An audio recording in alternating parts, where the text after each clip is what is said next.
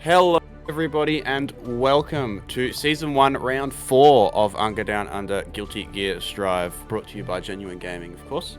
My name is Tom Scott, as I'm sure you are well aware, seeing as you've seen plenty of me over the last couple of years. And next to me is this handsome human by the name of GL Phoenix, aka Matt. How are you doing, my good man? I'm doing very well, thanks, Tom. I'm looking forward to a great day of Strive action. I mean, we've had a lot of fun with the new patch, and I'm excited to see what more people have discovered since then. Yes, it's going to be a lot of fun, actually. This is the first tournament that I've done in the new patch, so it'll be interesting to see. I've seen a lot already from these guys. Yeah. You know, guys like Charlie and Ed as well have been posting all kinds of disgusting new tech for their top tier characters. Yeah. But it looks nuts. I'm hoping to see a bit of Soul as well, because the new Soul routes are really, really cool, and the bandit changes are great too. It's wild because people are talking about, oh, did these people really need these nice new toys that they can play around with? There's some really heinous things that I've been subjected to. Just playing just in the tower, but yeah, just seeing what people have been able to do with these new aerial tools. Just the new system changes, let alone what have been altered about the characters themselves. So yeah, it's just been absolutely wild seeing what people have been getting up to. Yeah, it's fascinating that such a large, sweeping system change has come in so early. You usually expect this sort of thing to come in, a year or two into the game's release, but like a bunch of universal mechanics have been altered, like the way that buttons interact after air dashes now. Obviously, the faultless defense changes as well have changed a lot of characters' offense, as well as a lot of characters being reworked. Like Soul losing that wall bounce on the 6P completely changes his entire routing. Because that was your go-to for getting those clean hit volcanic vipers. So it will be. I mean, he still has some other fun and interesting routes that people have been discovering. That's the thing, right? They have to just do different things. It's like he still has an incredible amount of power and versatility with his kit, and it's like stray hits can turn into so much. Yeah, precisely. And you're still able to do that. It's just you have to just play around it a little bit differently. But we are getting into our first game. It's going to be Wumbofuze going up against upHIGH. Beautiful. This is another character that was in sore need of some tier list attention in Faust. I'm not a Faust player myself. Yeah, I know. No, absolutely not. I've made my opinions on May very well known in past UNGA brackets that I've commentated, that's for certain. She's still very good. Well, the thing is that she almost got better, right? Yeah, the argument has been put that some of these characters just got strictly better. We'll see how Wumbo ends up dealing with it. Already getting hit with some counter hit damage and put right into the corner very early. Yeah, that's the thing, right? Is the logic from Arxis is that Dolphin, you can 6P it consistently now, which but then, exactly right. And then I've seen a lot of those heavy slash changes from Charlie. Thank you kindly for haunting my dreams with those ones. So it'll be interesting to see if upHIGH can get any of these new conversions here. All right, I like the burst there from Wumbo. That would have been just about the round nearly if he hadn't. Yeah. Got a little bit punished for going for those extra items, but was able to get back into this neutral state. But Dolphin's coming out yet again. I'm not incredibly well versed in the force changes. So do you know much about how force? Some of his punches are a little bit quicker, I think. Yes. I haven't gone too in depth with them, but some of his buttons are a little bit better. Having the afro is actually more beneficial for him because he can actually use the aerial explosion to kind of bounce it around. They have a little bit more fun with that. That was one of the major changes that he got, wasn't it? The interaction, the way Love interacts with the afro. I remember seeing that. It'll be interesting to see how it interacts in a match here. Wumbo just showing off some solid Faust fundamentals, if that's what you call it, which is just tossing all kinds of items and the funky mix-up so far. Unfortunately, he play his own bomb there. Yeah, that was his own bomb. Unfortunately, tried to get it out of the way, but It's just I guess a that's little bit too late on that one. I guess that's the life you live as a Force player, right? like sometimes the bomb hits them, sometimes the bomb hits you. Yeah, that's one of the things about a lot of the items. Sometimes, yeah, as you mentioned, they can be a bit of a hindrance at the same time. Gets a nice command grab, and now we'll see how he's going to get this set up. Does get the nice dash. Ooh, his stealth just sort of whiffed there. That was a bit weird. But they pushed him far enough away to where it just wasn't going to connect, but nice connection. Going to put him right through the wall. Okay, Oki time, plus he's going to be, although I would have liked to see an attempt at a super there. I'm not sure if he could have got the ender there. But still in a great position here, going to be building all that tension back. Look at all that meter. He literally just spent one, and he's already got full again. And capitalizes on the momentum, takes the game. Yeah, just utilizing all those items, just filling up the screen with a lot of just threat. Yes. And upHIGH was just, as most people will want to do, just be very wary of being hit with hammers. Yeah. The anvils just being thrown around just leaves them open for those command grabs, which Wumbo is very happy to go up and get them.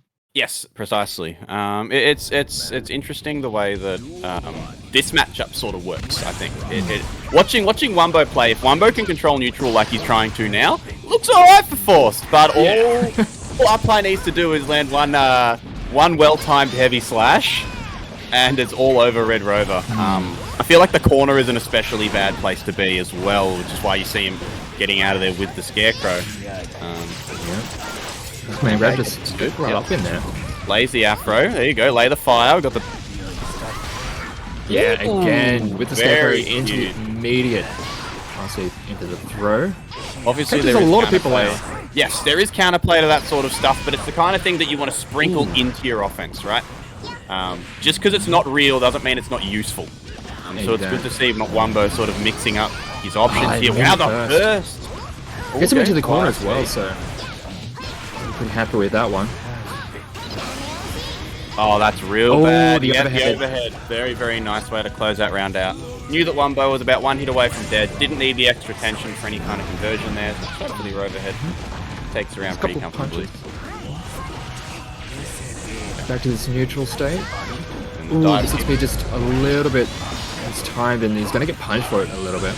Yeah, might have been able to get a little bit more there, but that's alright. Damage. Oh, here we go. This is going to be it. Big base. Yeah, burst save combos. Yeah, they tried to nerf that, and they didn't do a very good job. It's still pretty good. Just close slash. Oh, this gets the 5D into the splat. Doesn't spend the cash though. I'm not sure.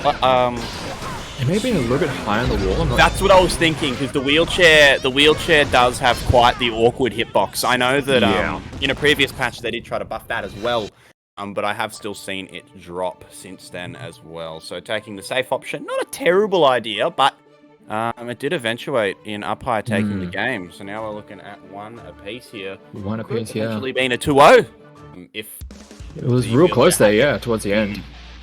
If he hadn't managed to land that wheelchair there, it could have been all over Red Rover for our friend upHIGh here in the winner's side of the bracket. The slightest more damage would have been enough to get that, yeah. We'll see how it plays out in game at number 3. Because it's been a real nice back and forth between these two. Yes, so far. Very, very close set. A great stream opener, actually. So, Wumbo looked like he missed his setup there, but didn't really miss out too much on it. Gets the stab. No conversion though, because I think the afro burst at the same time, so it kind of messed with the animation a little bit. Ooh, the very nice! Little fast RC into the low. Wumbo showing off the offense here. Plants the fire again. Oh yeah, nice layered offense there. Yeah, this is one of the things with Faust is that if he's able to get his offense going, it's very awkward trying to deal with a lot of these variable hitboxes, and you're not sure where he's going to be coming from. Yeah. And here's the Bombo combo. Yeah, there it is. Look at that. Very nice. Perfectly timed. Beautiful stuff from Wumbo here. The Faust is looking mad good. Okay, yep, I like that burst too. On and the again, counter hit. Him again. That's a 3 for 3 on that one. Wumbo has to fight Charlie next if he wins. Thanks for that information, Derek. Well, this is a great warm-up if he manages to get through this one, which it looks like he's gonna here. There it is. That game 3 was incredibly dominant for Wumbo. It was. The Faust is looking mad clean, man. New patch, new man. There you go. Have some more tools to work with, some faster buttons to play around with, and all of a sudden, it feels so much better. Yeah, it'll be interesting. Obviously, it's still very, very early, and with the large amount of changes, like the 6P change alone changes so much in the way that the meta is going to work. It'll be interesting to see where these characters end up. I am not going to pretend that I have any kind of idea what's going to happen tier list wise. I'm just along for the ride. But it's good. That's my thing as well. I'm just going to see what people do. I'm just yeah. I'm see what happens. I'm excited to see what the lab monsters can come up with over time, and the way sort of weaker characters like your Angies and your Forced sort of move up or down the tier list, or whether they stay at the bottom. I just see what Atticus is doing and try and copy that. I play Axel, so just go to the best Axels. That's a very good way to base your offense, mate. I think my handle on this game is literally discount Sajam, and I play Soul. So I'm following the footsteps, brother. Yeah, funnily enough, we don't have too many Souls here. No, we had BK. We have Travis. We had BK, and then BK being BK couldn't win and gave up. And then obviously we have Travis, but I think that's about it. Yeah. And I'm not sure how much longer Travis will be playing for, because I know that he's been a little bit disgruntled with the game as of late. Hopefully he sticks around, because I do love watching Travis. I've had the privilege of watching Travis play for a long time now. You got a nice second place earlier this week. Yes. Against in a top 8 that had 3 Nagos, so... Yeah, which seems to be the early impressions of this patch. Is that Nago is still the best. Still good. Yep. He already was. He already was. But now he's real good. Those Fukio changes, especially the way that he zooms across the screen now, man. It's terrifying. It's really, like, genuinely, it is. Well, the one funny thing is that over the entire top 8 that we were seeing, way more blood gauge popping than we'd seen before. People which is interesting, because he can manage throwing these abilities about like much more willy-nilly, so... Yeah. But we're not seeing a Nago just yet. It's interesting to say though, because I feel like in the last patch, at least from reading the notes, because I'm not a Nago player myself, it seems as though and from reading what people have been saying on Twitter, he seems to have better ways to manage the blood gauge as well now. Just with different strings, depleting that blood gauge a bit better. But next up, we've got Ash, one of our regular commentators here on Strive, and of course on Derek's Weeklies as well, showing off that he's not just a personality. Yeah. Big wall break here with the Kai straight away. Massive stuff. Also have MetallicCake as well, who is a pretty solid Eno player as well. Seeing some relentless offense early here. Ooh, nice. Just gets there with the punches, Didn't quite, okay, gets the projectile there. Another recently buffed move in this last pack. Sorely needed. Yep. Very nice counter hit. Oh, drops his lunch there. Could have got like some open world combos there. But here we go though. Gets another counter hit, so he's able to get the wall break in the end, and that's a lot of damage. Big damage. What happens when you get those meaty counter hits, man? Yeah, the classic Kai maneuver. You have Mia stun dipper into an RC. Oh yes, of course. It's just, the thing about it is obviously a predictable form of offense, but it's just such a well layered one. Like nice and simple, nice and basic, but you get really, really good mix-up options off of it. Absolutely. So, something that you're never going to see Kai players stop doing unless they take the projectile away. which look, I've been a victim of the Arxis patching before. Yeah. So let's not doubt ourselves too soon, hey. But god damn, old stuff, Ash. Old man Ash taking that first game pretty convincingly there over MetallicCake. Obviously, being a character that struggles a bit on defense, only really has that metered reversal super as their only real get off me tool these days. So I mean the whole system changes definitely she feels great with them because she likes being in the air, and that definitely works to her playstyle. But yeah, like as you mentioned, defense, she's not. That didn't really change too much in that regard. So I mean, the buffs look. I feel like the buffs to faultless defense help her a lot as a character that obviously spends a lot of time blocking when she's not on offense. Yeah.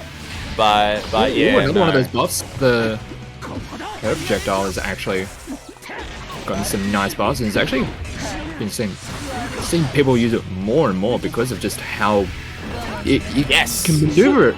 I was noting that because we are lucky enough to have a few good, a lot of very good players. Oh, yeah. And I was noting in the last couple of patches before the patch came out that they weren't really using the projectile as much anymore. Yeah. But Ash is running away with this one though. I don't think MetallicCake is getting to use much of anything at all at the moment. Fortunately, Kai has a bit of a quicker projectile. Yes, just a little bit. Ooh, nice break though. Solid defense, but punish the slide? No. Ooh. You gotta punish that. You can't let Kai's get away with the slide on block. Or has to use DPRC. The double whiff. Let's just call that a tech. They threw and they teched because they had the right idea. They both had the right idea. Again, here we go with that second overhead. This is the first time we've seen much of MetallicCake's offense here. Here we go, big conversion here. No, just goes for the nice and basic stuff into the setup, takes a kill. That is one thing about, from the previous patch, her aerial mobility and how she can move just a little bit faster. It allows her to do some cross-up pressure, which we're not really seeing it too much at the moment. Yeah, well, Ino's a character that I feel like it fits in that sort of position where, like, the longer the patch is out or the longer this version is out, the better she will get, right? Oh, yeah. Obviously being a bit more obscure. Ooh, went for the cross-up stuff there. Oh, there we go. Just expecting the grab and just goes for the reversal super and gets himself the win. Yeah. All right, 1-1. Dropped his plate there towards the end there, but managed to catch another hit in the scramble there, close out that game, and now we are going to 1-1. This is an interesting turn of events. I don't think after that first match, it wouldn't surprise me if a lot of the lovely stream monsters we have in the chat would have thought this one would be a wash. But here we are again, going into the final game here for these two. Ash doing just a little bit of downloading going on between these two. Yeah, we'll have to see how we go going into this last round. Seems to be very momentum-based, even though Kai sort of is a bit more of that sort of poking style, layer the offense nice and basic. It seems like a matter of whoever can get started here really runs away with it. Yeah. Gets the overhead again. Oh, again! Oh, got the hit! Had the right idea. I think they were trying to beta burst, but ended up getting caught by it anyway, but now back to neutral again. Oh, goes for the vortex into the overhead there. It's a counter hit. Oh, this is going to hurt. Yes, sir. Wall break. Not a kill. It looks pretty. It looks pretty when she's doing it. Ino's RC routes, especially when she gets to the wall, are all really, really cool. All right. Okay. No wall break out of it. No, didn't do quite enough damage to the wall, and then MetallicCake just goes in there with the dive kick, takes the round, and is now on set point after getting washed in that first game. Now we'll see how Ash has to respond to this. I mean, get opened up by the high-low mix-up, which... Oh, big counter hit on the double overhead. Gets the wall break. Not looking good for our commentary hero here. Okay, I like it. Ash just trying to slow things down. He just got clocked by the guitar, bro. That was... Oh, what the hell was that? Oh, it hit anyway! Oh, no. I like to see it. I like the idea from MetallicCake there. That was a that was a nice little cheeky setup going for the fast RC into the command grab, but he misspaced it, and Ash obviously got rewarded for it anyway. Unfortunately, saw it, panicked, hit some sort of button, and it was just nothing but south from there. Yeah, unfortunate. Strong start though from Ash, but Metallic brought it back. Very, very Great recovery there from MetallicCake, because as you are saying, or as you did say, yeah, that first game was a huge wash. So had to pull things together and recover to close that one out. God, words are hard. You know what's not hard though? You know what's not hard? Supporting the lovely people at UNGA Down Under. Obviously, we do have our donation drives. We are currently sitting at $415 out of the total, I believe, 1,000 that we would need for the custom art, which is the final goal for our tournament series we always do down here at UNGA. So if you do want to contribute to what we do around here, hit that exclamation mark donate link right there. Nightbot is not working. Derek, if you could post the link there, that would be awesome. If you feel like you want to contribute to what we do here and support the players, then do hit that link there. We will make sure to catch all of your donos on stream as well. And we'll thank you, of course, if you do. So do let us know if we miss any, because we never want to do that. Speaking of not wanting to miss anything, we get to see the Ram Tech Monster here. Ed, and he has been in the lab. I remember seeing like 2 a.m. Twitch streams of the man just labbing tech after the new patch came out. Yeah. But looking at Ram it, is scary. yes, this current form Ram is terrifying, man. Another character, interestingly enough, that got a lot of buffs is Millia. Yeah. So we've got Lunatic Red Eyes here. We're going, ooh, that was a nice little setup. Making the use of that air movement there. I'm not personally too well acquainted with the Millia changes. I did read them, but as not a Millia player myself, if any of the chat can give me any hints at what the crazy changes are, if we see any during this match, that would also be wonderful. But we might not, because Ed is just going ham this round here. Large life deficit, but firm control. Oh, gets him in the corner. He's just going to let the lasers rip. Oh, nice! Oh, just completely denies it. Very nice awareness there to know that that super is not invulnerable, man. From just Lunatic Red Eyes there. That must have been a execution error there from Ed there. Really, that's not something you want to be firing point blank. No. Usually. No, I don't know. No, not really. I'll trust Ed when it comes to a lot of Ram stuff. But look at that damage! Okay, counter hit. Oh, nothing really off of it. Doesn't really get much more out of it, yeah. Lunatic has these like flashes of brilliance, but then just sort of drops the bag a little bit in a couple other areas, and it's cost them greatly here. With Ed taking that first game. That last round was a fast one, Matt. That was a very, very fast one. Yeah, if you really do not want to be on the defense when you're up against a Ram, especially one like Ed, who, as you mentioned, is a lab monster. He's going to have all of the setups ready to open you up and just completely tear your defenses apart. So absolutely. I did just realize that this Millia is Akame. Sorry, it's hard when everybody has different names to their goddamn handles, man. I say as I am someone who has a different name to their handles, so I'm a bit of a hypocrite, but we won't talk about that. All right, Akame has the corner now. This is what we want to be seeing. Ooh, even has the wall break. Nicely done. Yeah.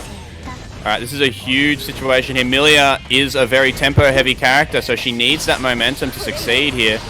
Has to use the burst, doesn't want to let Ed get started with any of that. Gets thrown. Nice, Ed using the tick throws again. All the low stuff, gets the sword back, spends the cash. He's going to get all that meter back too, Matt. Oh, the back dash.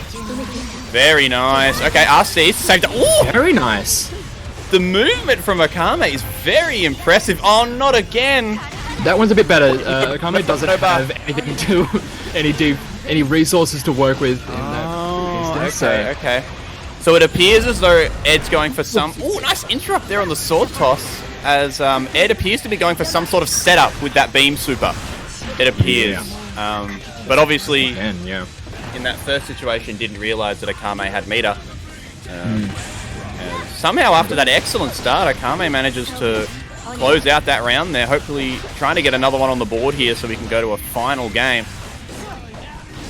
Pretty good job. It's just whenever they end up relinquishing control, they it is a really sad time. 100%, 100%. And I like the burst earlier there from Akame. Obviously, with Millia being a glass cannon and Ram being a cannon, yeah, you kind of got to burst those hits, especially if it starts with the Rekka opener, because you know that he's going to delete you. Speaking of deletion, straight to the wall. All the overhead stuff. Wall break again. I was kind of expecting the wall break from that initial combo, but ends up getting it in the end. Oh, try to go for the air throw and ends up having to use the burst. They want to finish it off this round, it seems. Oh, Ed struggling here without the sword. Going to be trying to sort of hold tight until it comes back. All right, locked and loaded. Now we can get back to that scary offense that we know Ed for. Although we may not get to use any here, Matt. All the low stuff. Watch your toes. Look like they're going for the usual, the usual Millia thing of, am I going to cross up? Am I going to go for a high-low mix-up? That's one of the real scary things. When Millia is on offense, you have to know all of the options that Millia can throw at you. Yes, yes, that layered mix-up, right? Exactly. And that's why she is such a tempo-heavy character. Once she can start getting those knockdown loops, start getting those mix-ups, and use that air momentum and air movement that she has actually got, that's when things start to get scary, which Akame has been... This whole set has been a scramble. And I feel like that's what Akame wants. I can tell you that's not what he wants. Absolutely not. Losing over half your life bar off of a stray hit at the round start. Oh, gold burst. That is going to be incredibly dangerous. Oh, dust into the RC. We're going to get sent to the wall again. Man, you can tell that Ed, you can tell that Ed's a Marvel player, man, because the mix-up game is just filthy. Has that big brain Marvel logic, bro. Oh, good back dash. Yeah, off the back dash. Nice use of the defensive option there. Using that invulnerability. Ed looking to close this one out here now. Oh, gets tagged by that. Yeah, no, don't see that very often from Millia's, but oh, that's real bad. That's real bad, Matt. It's going to be... No, it's not going to be. Ed just decided he didn't want to finish his combo. Now it seems like Akame can get something started. He got the hit there, going for the second air dash, sets the disc up. This time just goes for a mid there. Gets very much the hit. respecting the reversible super coming out. Yeah, going for safe offense, which when you're on tournament point here, I think is kind of the best option to do. Ah, the throw is going to do it. Yeah, very, very nice stuff from Ed there. Looking a little bit shaky at the start, but towards the end of that set, they're looking much more like the top 8 contender that we know and love. Marvel lives, baby. Marvel lives. A very dangerous player. You never really want to run into them too early. No, absolutely not. One of those guys where you get him in bracket and you're like, oh no. Honestly, there's like quite a few people in this bracket. You look at him on the on the page. He's like, I guess. Really, I love this. I love the community that's sort of built around Strive. Over the last couple months since its launch, because everybody in this that plays this game and wants to get better at this game is such a grinder, man. Like they all enter everything. Like I swear it's we are blessed with online obviously because offline is limited still. Yeah, exactly. But we're blessed. Like I think we've had 3 tournaments this week, right? Yeah, we had. There's Derek's weekly, which I believe you commentated this week. Yes, I did. Yes. And then there was another one, but I can't remember who ran it. I apologize. It was Wumbo who did that one last night. Yes, I believe it was. It was Wumbo. Yes. So like 3 tournaments in a week, and these guys enter all of them. Exactly. All right. One of the players that I always enjoy watching, it is Atticus going up against Antanov. Yes, so we're looking at another one of the commentators. Another commentator here, and he's on the Soul as well. So see if Antanov can show off any of the new routes here. I know that Antanov loves him some soul damage. Well, goes for the spin. Ooh, the last little tick of the spinning chain. Just clips him right on the feet there, yeah. Okay, Bandit Bringer. Oh, nice anti-air. Oh, that's a terrible burst. You hate to see it, unfortunately. Yeah, Atticus knows when to just set the tempo. Yes. Or how to set the tempo, when to go really far forward. Play right in your face. Oh, tries to get in there, but the good old 2H is gonna. Yeah, nice and clear up nice that first and game. safe there. Covering that ground so well. Very, very nice stuff from Atticus there, taking that one pretty quickly. Yeah, I mean, Soul is very, very powerful. Yeah, still very, very strong. Definitely benefited from the patch. Axel also has some nice new tools to play around with from this new patch. Yes. There are some other things that we have to be a little bit more wary about as well, because the jump slash is... It's different. Yes! It different is a good way to put it. Those counter hit extensions that you can now get with it, with the air dash cancels and special cancels and things like that have come in this last patch, are definitely very exciting. But Atticus is just like so solid. Like we're not seeing. This is not Marty Ken's. Ooh, here we go, new conversions. Very nice. Kind of damage. Not even a clean hit DP there. Okay, goes for the 6HS. Good pressure. Oh, he just DPs after it. You love to see it. So you want to press a button? Alright, here, cop this one. Oh, missed his. Yep, throws me into the corner again. Okay, goes for the YRC there. Oh, here we go. Fancy stuff, hits. and he gets him. Antanov. Atticus trying to press a button there and gets punished for it. Yes, that's one of Oh, here we go. There should be big damage here. Okay. Oh, but it's another counter hit. Oh, Antanov is just running away with this one. Oh, doesn't get the follow up. Oh no, that's a disastrous mistake. He has a good life lead here, but very nice.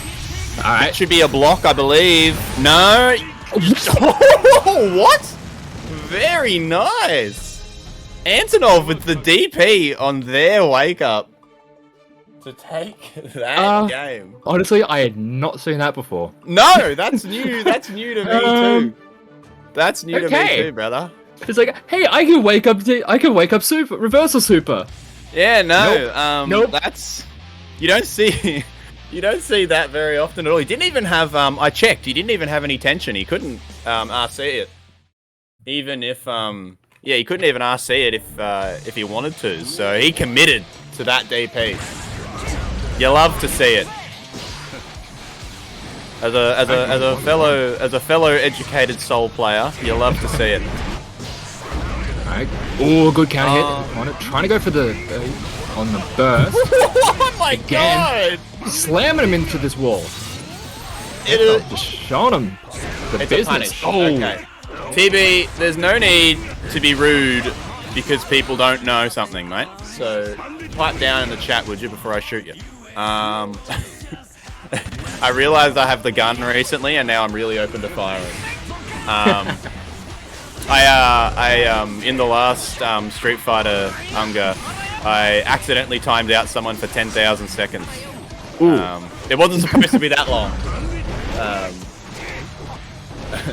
Charlie's got 2 points he can redeem. Yeah, after zero, exactly right. Exactly right. Throws him again in the corner.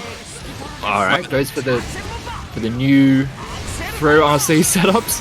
Yes! Always nice to see the new tech there. RC is obviously changing a lot with how they work around throws now. Ooh, nice dash. Alright. Looking like... Match point for both players now. Looking like Atticus has started to get a little bit of a read on... Oh, maybe not. I might have been wrong. Good block on the charge dust. Oh no, cancelled a bit too early there on the 5K. Oh my god, fully charged dust! Antanov is just partying hard right now, and he gets the hit too! Wowee, Antanov, look at that. An early upset. Yeah, an incredibly early upset. I don't think anybody would have expected Atticus to be dropping to losers that fast. And Antanov showing off that, you know, the commentators can play too, you know what I'm saying? Yeah. Showing off he's got the juice, you know? Yeah. Showing us that Soul's still pretty good. Well, there's more than just Travis as a Soul player here. We have more than just one Soul just kind of dominating the talk in this region. Yes, it's always good to see more. It seems, well, to be honest, at least with Strive, OCE actually has a fairly balanced character pool. There's a lot of Mays for sure, and now there's a lot of Nagos. Yeah. But like we get a good amount of representation, especially if the weaker weaker. I'm not sure now. But, you know, we still have a few solid Anjis between fives, and I am forgetting somebody else, and I feel like a criminal for doing it. We don't need more Mays. We don't need more Mays, Charlie, that's for certain. Yeah. And then between, you know, Wumbo showing off that really nice force before as well. And then even with spidR being a regular top 8, even regular tournament winner, with the Goldlewis, which is a character that I don't think many people see too often either. When it comes to Goldlewis, we've got spidR and I think Rav. Yeah, those two are the main two when it comes to Goldlewis. And it's looking at some of the amount of damage that they can do with that character. It's kind of obscene, but it's always just hilarious to watch. You get one counter hit, all of a sudden that's an entire life bar just gone. Goldlewis is also an interesting character in terms of what's changed with the patch as well. Obviously, because of the changes to faultless defense, his previous best sort of layered offense with the low behemoth typhoon that would swing under, and you could sort of keep doing it and doing it for those guard crush situations. With the new faultless defense, it pushes him too far back, rather. It was already one of the better tools to try and just keep him from that relentless pressure, and now it's just even better to do that. He's interesting. He's a character that I feel like it's gonna take a lot of time for Goldlewis as well. I think because he's a very weird character. But we don't have any Goldlewis on the screen right now. What we do have is one of, if not the best Nagos in the region, evaZN, coming up against Brook. We get another Kai on screen. Yes, is the second Kai of the night. Ooh, burst early. Immediately. Okay, Brook looking pretty solid so far. Yeah. Oh, nice! Out the YRC, very nicely done. Very clean. Yeah, absolutely. Oh, yep. Okay, that's the evaZN classic there. Spending for the RC to get a bit more tempo on that reset to neutral. Oh, that 2H. Yep, you got to burst that. Good old stun dipper. Yep, and he did have the tension there for the RC in the case that he did block it. So, really nice offensive choice there. Catching him low, taking the round. Brook looking good so far. Good start. However, you can't do that on block against someone like evaZN. He will punish that every time. And also, just evaZN as a player. The longer a series goes on, the more they are going to figure you out. But so far, Brook is looking incredibly powerful. Yeah, for sure. Looking at taking this one 2-0 here. Oh, the dash! I think the... Still gets hit. It is the long, or the far hit on that. Very good range on the super there from Nago. As well as sort of a little bit slower backdash there from Kai. Got caught on the end there, but not an entirely lost round here. Jumps the command grab! Yeah, had to go in for that. It was about to pop the blood gauge. Felt like they needed the command grab to just reset that, but Brook, understanding that that's the play that evaZN wanted to go for, takes care of him. He's had some very like committal defensive choices so far. And they've all worked. Outside of that one super that he got caught by. But there's been a couple and situations. Even then he had the right idea to backdash away from it. 100%. Yeah, it was good idea, but just not the right situation, right? Was a little bit too close and still got caught. But against other characters, that would have worked. So Brook's defensive commitments, to me personally, have definitely been the most impressive part so far. See how evaZN tries to see how they're going to adapt. Yes. See if they're going to change the pace. Because it is one of the more defensive Nagos. Ooh. Yes, doesn't he end up is. punching the DP. for sure. Plays a bit slower than your other Nagos like TB.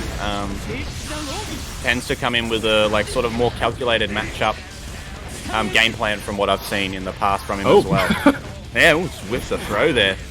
Just been an input error, I imagine. Trying to catch him on landing. Gets under, gets the close slash. That is a huge conversion. Optimization station there. Saves the bar, interestingly enough. Or just just punches him out of it. Yep. He was going for your flip. evasion loves to go for that blue RC after the wall break there. If he hasn't spent super, of course. Just to sort of turn a neutral situation to one where he gets that offense. Goes for the Beyblade. Love fishing for that with that close slash, rather. Yeah, he does have the blood to go for some of those, or to control that mid-range, but all gets caught by Stun Dipper, and of course, he's just going to keep the pressure going. Gets a positive bonus for themselves, sending them through the wall. Didn't have the tension to spend the super there, so obviously just went for the wall break, and now has plenty of meter to work with. Gutsy tech. Oh, that should be dead. That's there for evasion. Yes, sir. We're looking at set point here, Matt. Yeah, Tom. I mean, Brook has just been incredible in just opening up evasion's defenses. I'm very, very impressed so far. I haven't seen Brook play before, but I've been very, very impressed so far. Okay, Beyblade, Fukio back to neutral for evasion. I love watching evasion play because the offense is also calculated. Oh, there it is, gets the Beyblade counter hit. This is going to be huge damage. And there was a lot of risk built up there, but because they had been defending this entire round, so they are just hurting right now. And that's the benefit of the way that evasion plays, right? It's such like a poke heavy in and out but safe offense that he builds up the risk, builds up his blood gauge, and then once he gets the hit, bang! Like it's just that instant capitalization, you know. Ooh, nice close slash. Oh, you're dead, bro. Oh. Yeah. That was right underneath him. That was a checkmate situation there. As soon as he landed that close slash, the burst wasn't going to save him, and if he didn't burst, he was dead anyway. So yeah, unfortunately for Brook there. Was on the verge of taking that one 2-0, which would be our second upset of the night, folks. That would have been a very interesting result to see early on. Yeah, no, to have evasion and Atticus in losers bracket in what, like round 2 winners. Would have been an absolute monster upset, but still a chance for Brook here. But I do feel like the longer that this set goes, the heavier you've got to favor evasion here. Yeah. Okay, gets the knockdown into the fireball. This is Oki time. Nice and safe offense, and then backed up again. Okay. This is a range that evasion definitely loves playing at. Yeah, especially in this matchup. To get the blood. Yep. Oh, gets the jump in there. Just went straight over that sweep. Okay, jab. Very nice conversion. That's matchup knowledge, man. Oh, wow. Oh, pops off the wall. Does he get a wall break? Oh, that's a disaster for evasion. Has to spend the burst there because of that drop. But it's just essentially going back to the state where he was able to get a lot of his advantages. Does have to force out the burst. And, that's like going to be the round. Just able to utilize the Nago's slashes just incredibly well. Very, very nice there, evasion. Oh, big counter, trade early. Didn't really eventuate too much. However, evasion starting offense again here. I feel like Brook needs a good start. If Brook can get a good start, then he has a shot. But once evasion gets to start picking his spots, it feels like a very uphill battle. Yeah, here we go. This should be dead here. Yeah.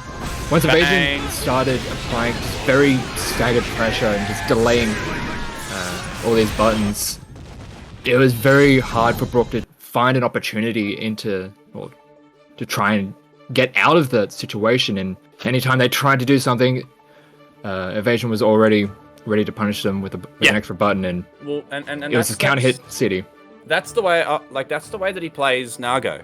Is he uses like the Fukios backwards and forwards and manages the blood gauge in a way that basically he's just waiting for you to fall for a trap, essentially, right?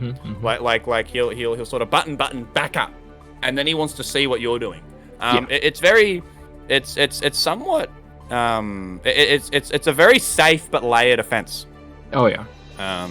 And that's why the longer the sets go against that guy, the less your chance gets of winning, because when every time he figures does out your that, offense, he figures out your defense, yeah, and is able to play the pace that's like he has many different paces to his gameplay and is able to adapt it to however or whatever is going to deal with you the best. Yes, exactly right. And we got another Nago here on the opposite end of the spectrum with Explosive Fart playing against Charlie here. Now, Explosive Fart tends to be a much more offensive Nago. A lot more command grabs, a lot more Beyblades. I say that, but he's taking his sweet time here at the moment. But I guess he's just sort of afraid of the May, and can you blame him? Not really, that is a big anchor, and there's a lot of dolphins just waiting to be flung around. Ooh, 6-hit, bro. Ooh, gets the close slash. And the big damage 5-hit conversion. Explosive Fart has gotten a lot better since the game launch. Like, a lot better. This man has been grinding. And has definitely become one of the premier Nagos in the region. We do have a few of them, and they're all incredibly terrifying. And they're all vying for that close S there. Charlie just hasn't been able to really get anything smothering offense, and he's managing the blood gauge so well as well. It's starting to fill up now, though. Might get a pop here. If he pops, he's dead. Or very, very close to. Oh, wow. Yeah, that's a that's a good button. Yes, it is. In fact, you would be very, very astute observation there. That's some good buttons. Explosive Fart, though, taking that first one over Charlie in a, like, monstrously fast fashion. Yeah, didn't really give Charlie much of an opportunity to get anything started. We saw some stray hits here and there from Charlie, but wasn't able to really dictate the pace at all. And when Amei is put on defense, yeah, she has tools to get out of it, but Nago can... It's like good luck against the Nago. Yeah. And you were talking about it before, about Explosive. Very happy to throw in those command grabs and the Beyblades. And this is just an oppressive offense here. This is just the absolute opposite of what you would have seen from evaZN.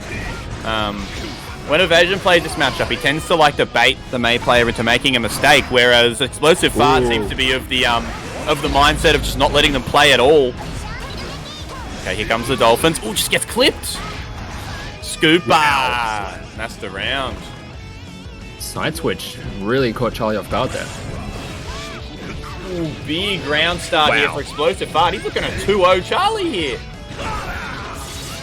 Oh my god, look at that damage of round start, no bar. With the 6p, nice. He's balanced because he has a blood gauge, right? Yeah, a blood gauge that keeps making it easier to manage. Yep. Oh no, but speaking of the pop. Alright, here we go. Oh no, he's dead, I think. No, not quite. Oh, has to burst. There's the 6p onto the Dolphin, and that's going to secure the win for Explosive. Takes a 2-0 over Charlie. Wowee. Even after having the burst there, the blood gauge pop, still manages to take it. Man, Charlie sure does hate Nago, huh? I swear every single time I do one of these tournaments, Charlie always loses to a Nago. If he doesn't win the tournament, he's losing to Nago. And I swear it's only Nago. See, there he goes. Nago's the only character that can beat me. Another good thing that I like about the Strive players that we've got at the minute, all the top level guys, is and this is a family-friendly program, but for the sake of the explanation here, they like to talk their shit. Yeah. They sure do like to talk their shit, and I like it because once we get those offline events again, this is where those rivalries brew, and this is how we get those, these exhibitions, these money matches, the stuff that really pulls the numbers, right? The things and the events that we love to do are really all about. But next up, here we go. This is going to be a killer match. We're talking about Millia. Yes. It's gonna be spidR versus Ed from the looks of things. Yes, it is gonna be Ed. This is gonna be fun. I love watching spidR play. Yeah. Goldlewis. Very, very, very strong. Always a joy to watch. Just seeing what new and inventive ways he's figured out to 100-0 someone. spidR always tends to play the bit more obscure characters in the games that I've experienced in playing before. Was a Blanca player in Street Fighter V. Was the premier Blanca in the region for a good while as well. However, has dropped Blanca now for the fat man. So. Big swing and overhead. There's one of those new options there, I believe. I believe that being able to do the Behemoth Typhoons in the air is a new change. I think they've been able to do them from the air. I think it was just something to do with the way that they hit, right? There was. I think it was something to do with the way they hit. Yeah. Momentum got changed. That's how it works. Yes. Thank you. I knew it was something, but I knew it was different and it was a lot better, but I couldn't quite remember exactly how. But however, this is not where you want to be as a Goldlewis player. Oh yeah, because we talk about his offense and how much damage he can do, but on defense, really can struggle a lot. Yeah. Oh, yeah, definitely. And right especially when you're playing against a player that has this layered offense, like all right, they're just taking turns, throwing each other into the corner and just putting a button on each other. Like that burst there from Ed. Just get out of the mix-up immediately. Backdashes the Behemoth Typhoon. Oh, interesting RC there. Looking for something. Only spidR will know. Ooh, goes for the... Oh, nice chase down. That was a big fat read from Ed there. Yeah, trying to backdash that third wrecker and then calls him out on it. Thank you to everyone in the chat and Derek as well for educating me on the changes there, by the way. There's a lot of changes there. There's a lot. So I always appreciate everybody helping with the nuance of what's changed. Makes my job much easier. Ooh, nice jab anti-air there. Yeah, good anti-air. And he's back into the corner. Ooh, goes low this time. That's going to be... Yeah, not quite dead. He's a big man. He can take a bit of a beating. Can absolutely take a beating. There's only so much. There's only a finite amount of health that he can work with. Yeah. Can only block for so long. Try to punch out of it, but just gets hit with the sword. Yeah, the good first round, but Ed just controlled the offense from then on out, essentially. Yes. And you've seen, and I just noticed the chat mentioning it as well. I was about to bring it up. Ed using one of the changes that Ram got this patch, which is the dash cancelling out of the Wrecker. Obviously, you dash cancel it into a special. Very, very nice use of the changes there from Ed, which doesn't definitely what you needed. yeah, of course. Doubt. Of course. All right. We'll see how things change up in this second game. Yeah, it's going to be a matter of spidR's got to just not get stuck in the corner. It has to burst there immediately. Ed knows. He gets forced back into that exploding sword on the wall, and now he's back into that corner. Doesn't like to be here. He's going to get thrown again. As we were just saying, this is the exact opposite of where you want to be if you are spidR here. But it feels like spidR's sort of struggling to find a way to avoid being put in the corner here. Oh, gets hit by the Wrecker, but he just dash cancels it into nothing. Does it again. There's the RC. Oh, nice pickup off the explosion on the sword. Optimal stuff. Ed looking great. Very clean conversions there.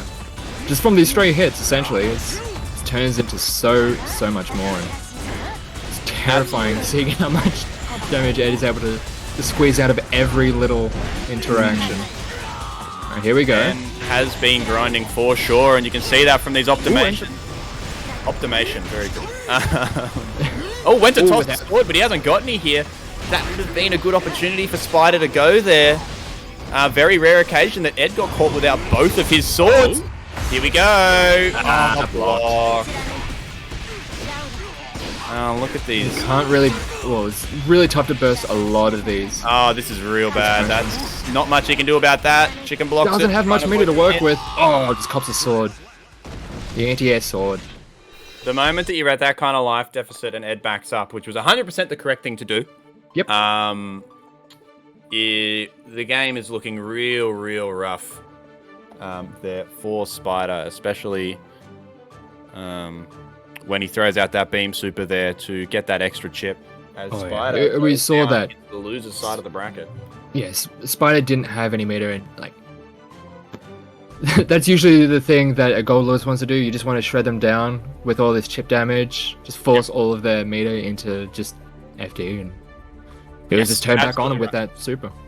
Absolutely right. I mean, that's the weakness of the character, right? Is that they have those weaker defensive options, which leads to them relying on their meter to be able to get people off of them on defense more often. Yeah. So Ed, look, I have no experience of Ramlethal versus Goldlewis, but that looked like a bit of an awkward one.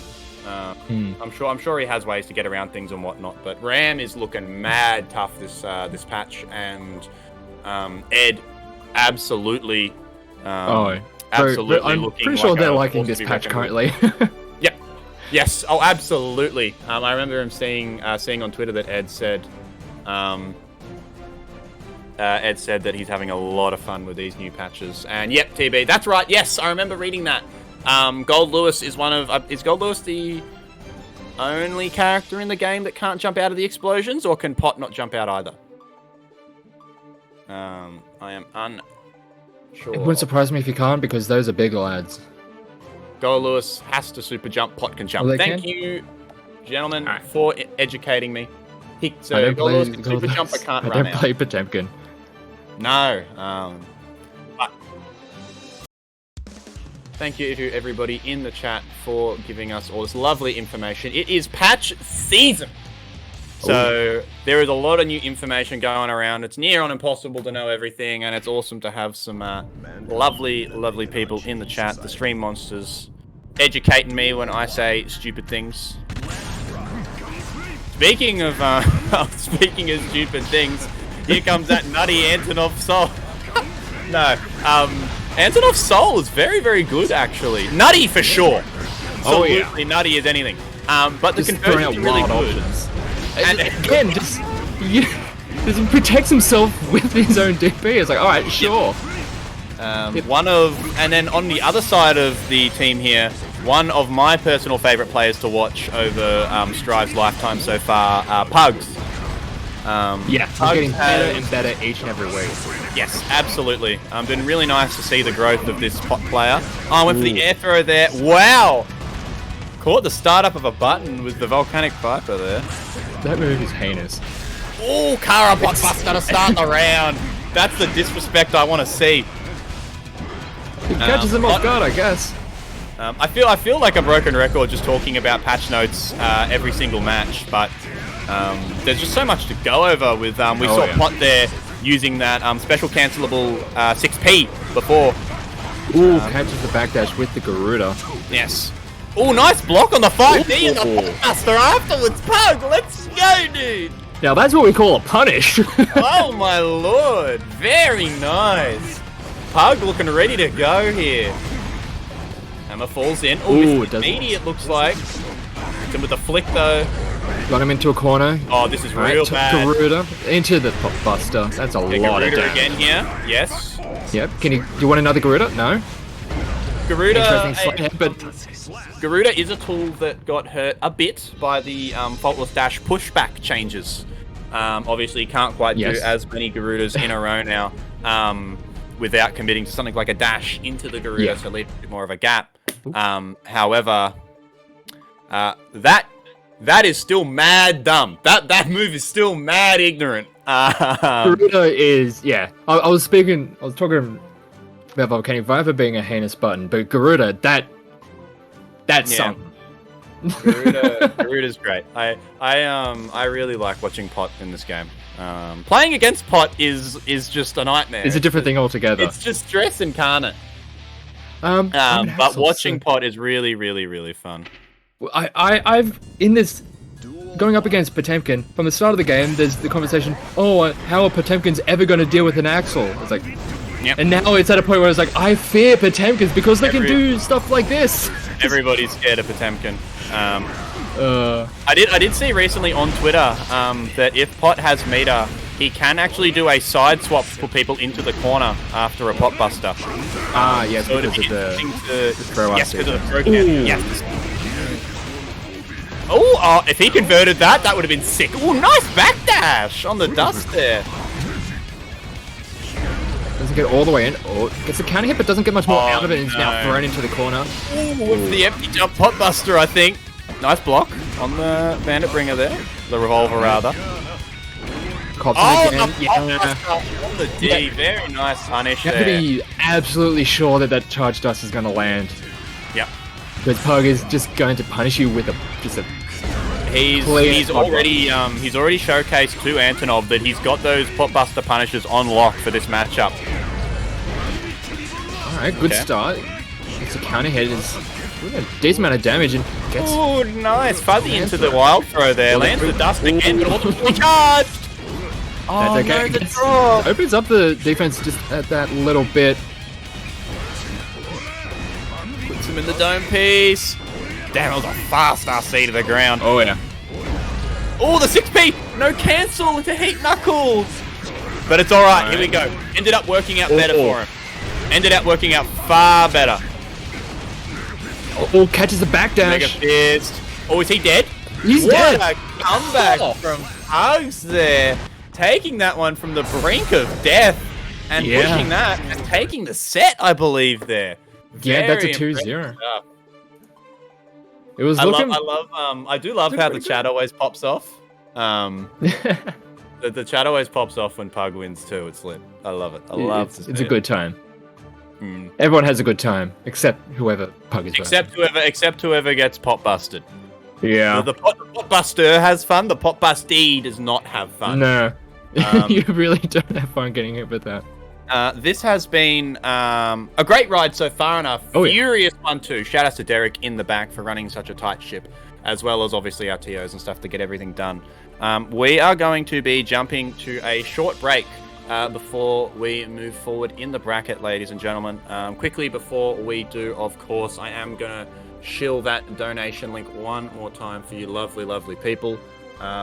We are at $415 out of a possible 1,000. The next donation goal is at 600, and what that will do is it will up the ante for the reward of the finest UNGA mentals at the end of the season, which, to those who do not know, is the first placing player on our leaderboards. That person will now get a bonus $200 if we hit that $600 goal, and then if we hit the 1,000 point, we do have some lovely, lovely custom art.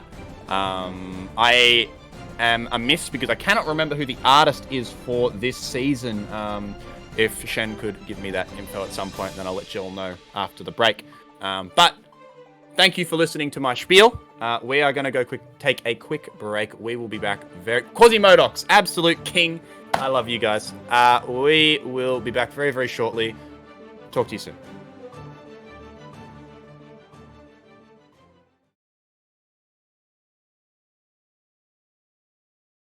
Wings now. Yeah. Oh man. Hey, there's never a bad time to bring up chicken wings. never a bad time to bring up. This is never a mistake. Oh, can you tell I'm hungry? Potentially the last game. Yeah, potentially. Charlie on match point. Let's focus up. Let's hope they do something hype. I'm always hype. I don't need to worry about that. I am the hype man. Oh, can it? Oh, but he does nothing with it, mate. Oh, it sucks. Interesting.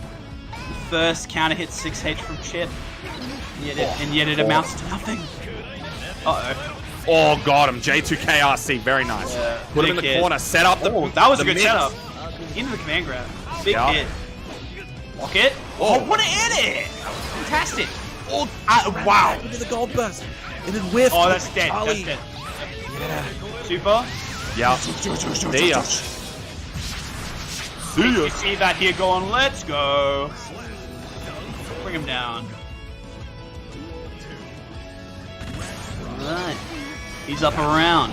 Gets up Dolphin. Round start though. Bit awkward, but it's okay. Heavy Dolphin, get the plus frame. He's jumping up. He's scared. Full risk, by the way. DP out. Get out of here. Yeah, the risk was a problem, but Tahitoa is not letting it slow him down. Not letting his phase him. Oh, 6P. Big 6P. 6B is pretty important in this matchup, to be fair. It contests like nearly all of his grounded normals. Oh, good back dash. Yeah, good back dash. Tahitoa take him to the corner. Oh, big hit, break the wall. Yep. Get that positive bonus, mate. Stay in the set. Oh, he's fighting for it, but he's getting hit now. Into the grab. Same side. That is so nasty. That is bad. Oh, big DP doesn't RC. RC. Tried to air throw. That had to be an air or something. Yeah. Oh, the setup. That was sick. Wow. Which way? Cheeks. Which my way? God. Welcome to Guilty Gear, motherfucker. No, I can't. I'm not gonna say that. Oh, man. Wow, that was nuts, dude. Zip, zipping up the body bag. That was a zip. He jumped on the wall to kick him into it. Get in there. Stole the corner. That was beautiful. That was immaculate. Man, this is amazing. Sick. The tech they learn in New Zealand, dude. Oh, brilliant. Okay. Here we go. 2-1. Charlie's favor. What will happen now? Oh, he's throwing stuff some out whiffed there. neutral, yeah. Yeah. Oh boy. Big whiffs. Oh, big just guard. Dolphin's out of there on the wrecker. Nut. Way down. Big burst. Yep. Oh my god. Oh, can't get the hit because it wasn't counter, but good stuff. Dodges the J2K, good stuff. He's gonna do it again. No, big risk though. That was so smart. He recognized the risk. So smart, and he got him with the charge one. He's gonna burst. No, he's gonna hold it. No hero burst. No hero burst. Save that was actually so smart. That was so smart. Yeah, they kind of hit 5D. Oh my goodness. Charlie on match point. You know, that was like 2 hits. Oh, like wow. 30%. Oh damn, that was a big heavy. Okay. Time to turn it around. These buttons catching beautifully. Now it's the mix zone. Which way is he going? Whoa! That was so... It was after 50 years after the animation happened. Into the big combo? Man, there's a lot of damage. This is breaking the wall. Not enough, but it's a huge Give me that advantage. positive. Dolphins? Oh, damn. Is he going to get DP? No, he's going to get J2K. The sickest air-to-air. Oh, man. Godlike air-to-air. Godlike air-to-air. Uh-oh. This might be potentially final round, and he's got burst soon. Maybe. He's got to be careful. Not letting it happen. Okay, burst early. I think that was probably intended as a gold burst. Oh, no. That's a big counter. That's huge. Super?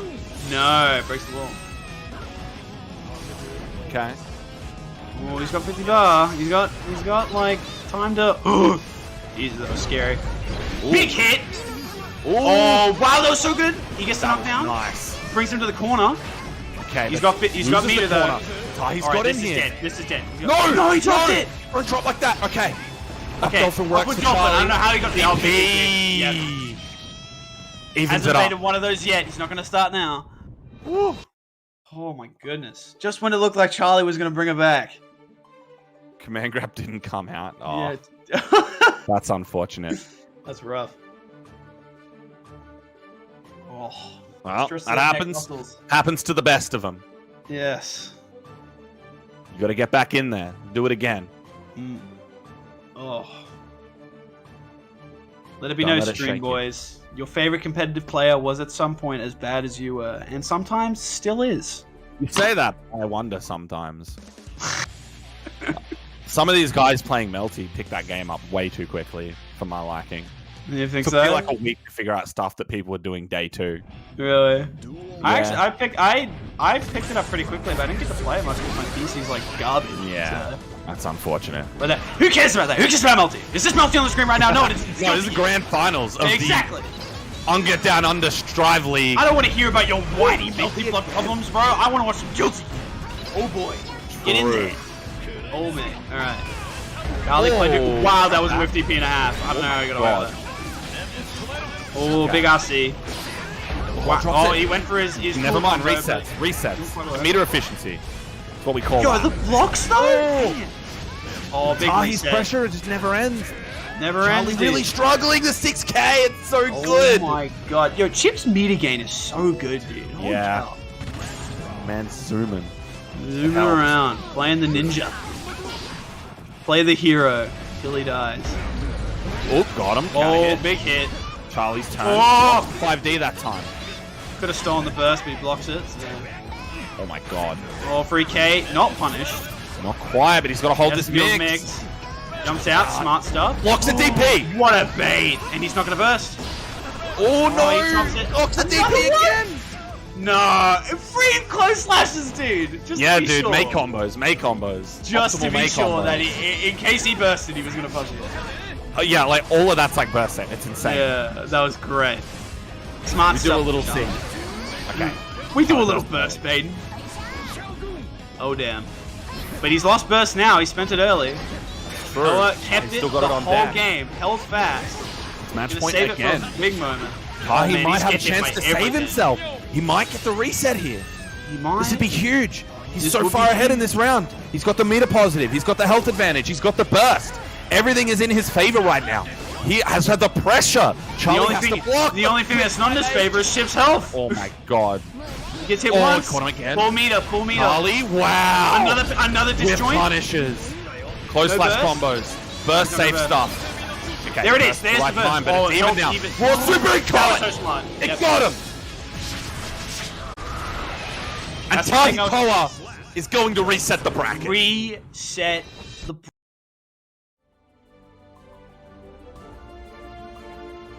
Hello, everybody, and welcome back to the mid-season moment of UNGA Down Under Season 1. We are at round 4, the halfway point for this first inaugural season of UNGA Down Under Guilty Gear Strive, powered by Genuine Gaming, of course.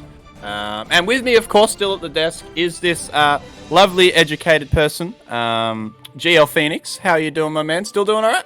Yeah, I'm still doing very well. It's been a fun day already, and it's been a little bit unexpected, some of the results that we've been seeing. Yeah, but I'm excited to see how have. this top 8 plays out. Yeah, have you got the bracket open at the moment for me, man? Matt? Yes, I do. Yes, take us through some of because we've had a lot of upsets. We were just talking about it during the break. Yeah. Take us through some of these upsets, man. Early on in the bracket, Antanov actually taking down Atticus in the winner's bracket, knocking him down incredibly early. Yes, we got to see that one, which was awesome. Yeah, we saw that one on stream. spidR going down, not necessarily an upset over to Ed, but ended up falling to Tahitoa in the lower bracket. But which is now, a huge surprise. Yeah. Hey, Tahitoa and loses round 2. Yeah, ended up falling to Brook fairly early on. I mean, Brook, we saw how well they played against evasion, but Tahitoa is one of those names that is very commonly hanging around. Yes, top 8 eights contender. of these, yeah. Top 8 expectant, I would say. But as Derek did just point out to us during the break, those guys are both New Zealand natives, so they probably are used to playing each other, I would imagine. That would have been a fun one to watch. Yeah, So, and then yeah, what else yeah, have we see on the got? screen. We see on the screen the lower bracket, and the amount of highly seeded players just meeting early on, or just at all on this lower side of the bracket, is kind of wild to see. But that's just kind of the nature of this game. And like, Yes, it is. if you're not on your game, people are going to punish you for it, and if you do have upsets, that is going to make some incredibly wonky lower side brackets. Yeah, you know, like Yeah. we've got killers like Marcus went 0-2 this week. Yeah, Marcus. very much unexpected. I've watched a lot of Marcus play, and I would never expect Marcus to go 0-2 in this game, period. But here we are, you know, he's lost to a couple players today. He lost to, who did he lose to round 1? He lost to Pug round 1, the people's champ himself, in a 2-0, which is, again, crazy because, you know, Eno can handle Pot pretty well. And then dropping immediately after that to Ironworks_EXE. Not sure who that person is, but if you are in the chat, then huge effort to you, man, because you just beat one of, if not the best Enos in the region. So, Yeah, Marcus' name is always up there, but we are, I think, getting into the start of our top 8. yes, we are. We are moving into the top 8 now, and we are going to be starting on the winner's side, as per usual with these sorts of things, ladies and gentlemen, and it is going to be Explosive Fart, the furiously fast Nago, versus Ed, the mix-up monster. So I feel like this is. I feel like I say this a lot in Strive, but I feel like this is going to be a tale of tempo, right? Oh wow! He burst immediately. Oh Wow. Oh my god! Ed trying to bait the burst out, just taking that one hit and expecting Explosive to burst out of that, but no. And now they're just gonna cop it. That's a lot of damage very quickly. Yeah, Explosive Fart. Very nice defensive patience there, because Ed kind of gave away the round by backing up there, but this time the backup is a good idea. Gets the wall, bang, gets the splat. And now that the burst is gone, Ed can just go with relentless aggression right now. Yeah, this is where that sword pressure goes off. Oh, yeah, it looks like an Aaron drop there. Unfortunate stuff, but that's a perfect. Regardless. Yeah. Ed, when Ed gets going, it's so one-sided. Like if Ed can get your burst, get you in the corner, and then start this layered offense, it's really, really hard to sort of turn things around here. The dash up throws, plants the bomb, gets the explosion. Yeah. Try to get in there with the Beyblade, but this is not gonna be successful, and we're back to square one. And by square one, I mean Ed putting someone in the corner. Yes, exactly right. Going for this is the beam setup that we saw from before. He's gonna have to hold that. Jeez. And the chip. That was pretty much a guaranteed chip setup there from Ed. Very, very nice. That seems to be a new trick. He's been going for that one a lot today. So I'd say that that's something that he's labbed very recently. Yeah, very, just relentless pressure in the corner, and if you had meter before, you would definitely aren't. You're definitely not going to have any meter after. You're not going to have any now, no, because you're going to be holding those two buttons, watching your tension just slowly dribble away, and being like, well, I think this round's over, mate. As we go into game 2 here. Of course, keep in mind, folks, that as is the standard UNGA rules for this season, it is going to be first to 2 up until top 4. So, Ed on set point here, if he can get this game. Oh, it is top 8. My bad. Well, I run the thing and I don't even remember. Wowee. Someone fire me. So it is going to be a little bit of extra breathing room for Explosive, as he's starting to get something started. Or backdash with... Yeah, backdash works really well there. I know that Nago has a few setups where he whiffs that close slash and then immediately does it again. And it kind of telegraphs your offense a little bit. Oh, Ed with the... Dude, the timing on that toss into the dust, that's disgusting, bro. Because that's going to be safe, right? Like, regardless. Like, right, plus even. Into the wall. Ooh. On some Zato stuff here. Well done, you've successfully bursted. Take this pressure again and get back into that corner. Yeah, now that you've burst, you've just given Ed what he wants here. But backing up a little bit there. You don't see that very often. This is that offense that we thought that we'd see from him. YRC just completely turning it around. And they both mash immediately after. Oh no, went for the run throw, but got thrown himself. And we're just taking in turns here. Yeah, had the right idea, getting the throw in between the second and third wrecker, but again, the backdash from Ed at the perfect time, and then just immediately going into the throw. Just that's that dash cancel at work again from that wrecker. One of those new changes that we get to see. TB giving advice from the chat. Mans couldn't even make check-in, and he's trying to give someone that's in top 8 advice, huh? Interesting. he's gonna hate that so much. Nice. Oh, bad luck. Awkward burst. He's just smashing that close slash. That slash, it works. On turbo.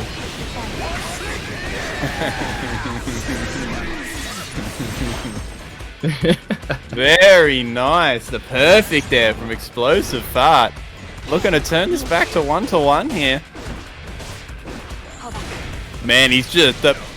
Ed's offense just looks like even crispier than ever come this new patch. Oh, nice interrupt though from Explosive Fart, picking his gaps. Yeah, he's actually starting to open up this defense and is actually able to get some offense started. Good jump. Gets the counter hit. That's going to be big damage there. To the wall, and that's actually going to do it. Secure that game. God damn. I Explosive Fart. Every time I say his name, I feel like such an idiot. He has such a high octane game plan, even for a character like Nago who doesn't have obviously the movement options that others do. Your main options for movement is obviously the Beyblade and Fukio, but he still manages to sort of like just have such like a relentlessly forward-moving game plan. Yeah. Ooh, it just opens it up with big buttons there. Clash works out for Tito there. I was seeing that move a lot more on round open just because you can delay the second hit. Yes. It's just like it beats most things on open. Reminds me of the Virgil SH string from Marvel 3. The Chris G special. Catch. Yeah. Ooh, okay, gets the conversion. Oh, that should do it. Absolutely does. Does it again.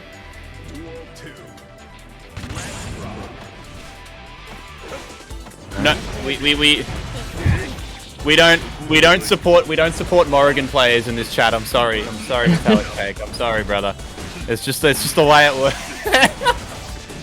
Nobody. Oh, baits the burst. Nobody likes Morrigan except Morrigan players. Ooh, nice conversion. Explosive. Alright, he's back in the corner. Does have some meter to work with, but good defense so far. But it's not going to equate to much here because you can only block for so long, Matt.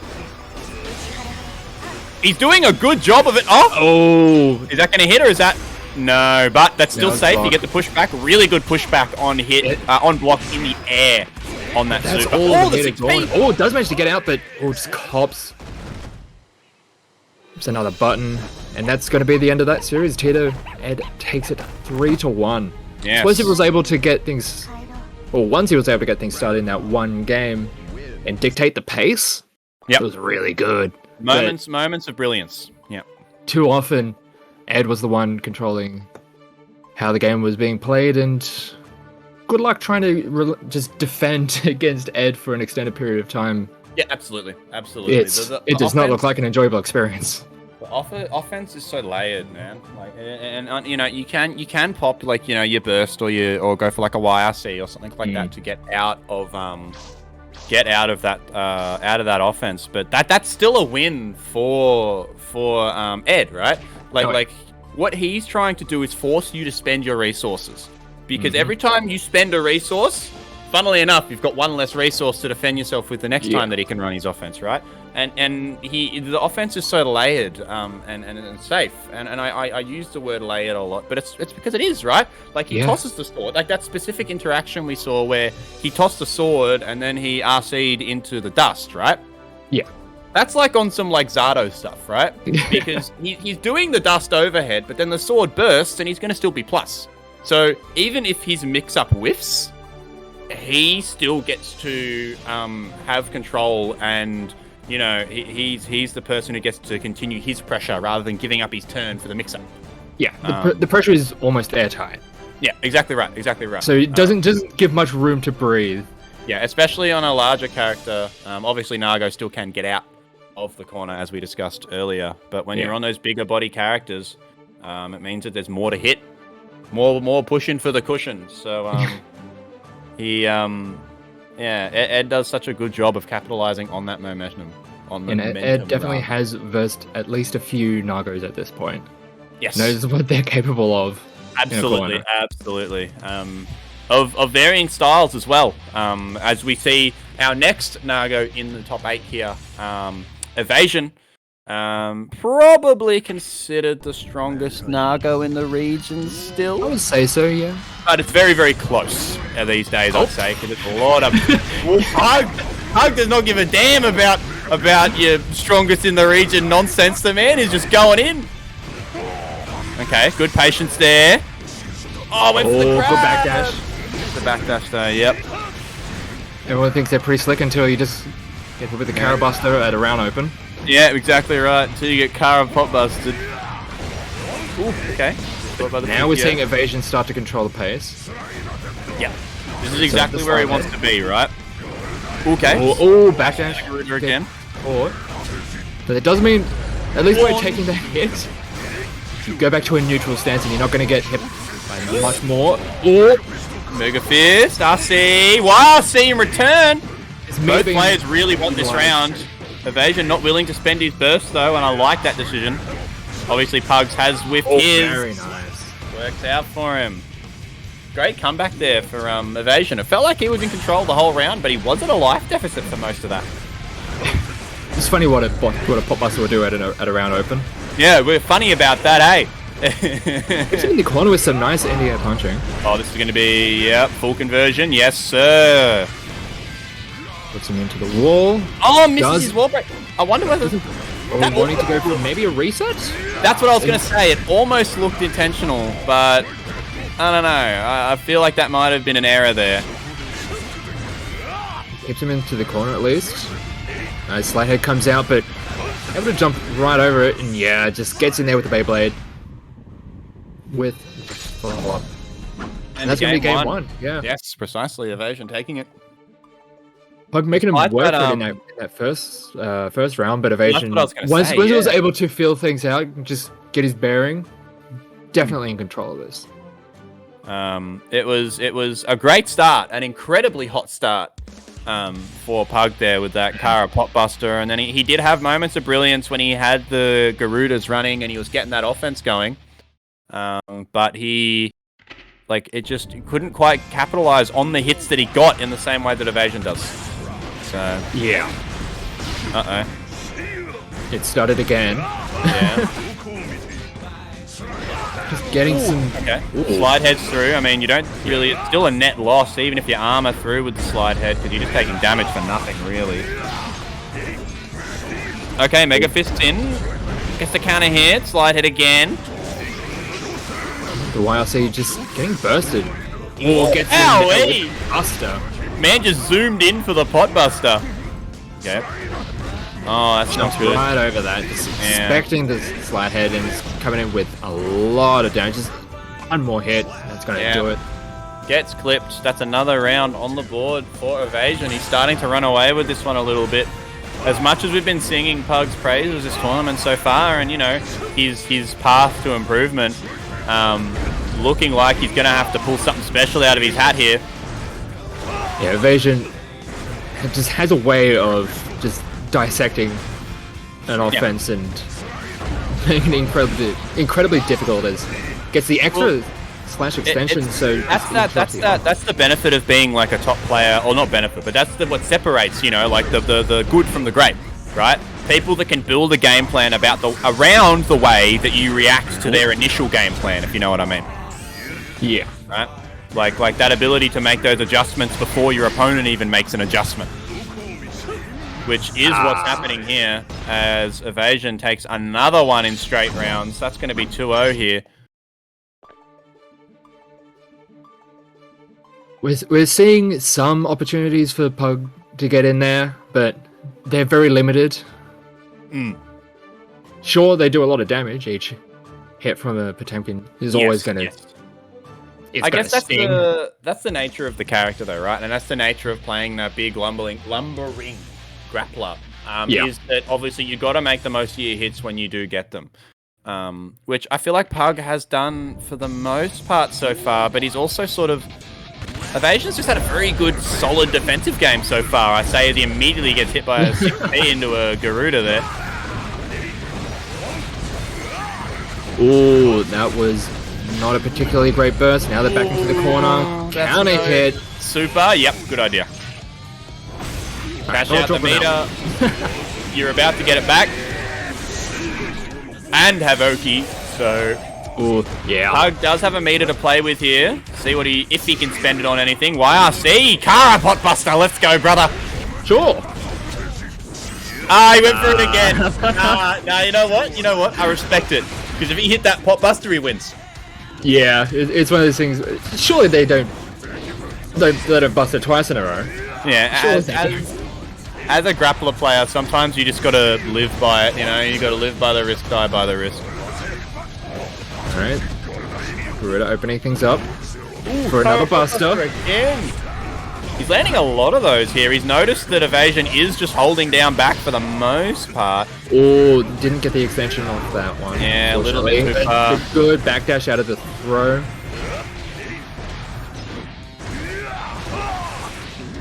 Oh, nice interrupt there on the 0. Just mashed there and it worked out for him. Gets the hammer fall. Okay, yep, I love that. I love that. Toss out the Aegis Reflector. Walk forwards. Oh, great defense. A little bit more. Just a little bit more chipping is all that Pug needs. This will be a heartbreaker if somehow evasion manages to run this one back. Oh my god, look at the There chip. it is. There we go. just the slightest bit and it was enough. Alright, Pug getting around on the board here. This is desperately what he needs, but immediately evasion just says no more. Gets counter hit again. Not really leaving an opportunity for Pug to get out of this corner.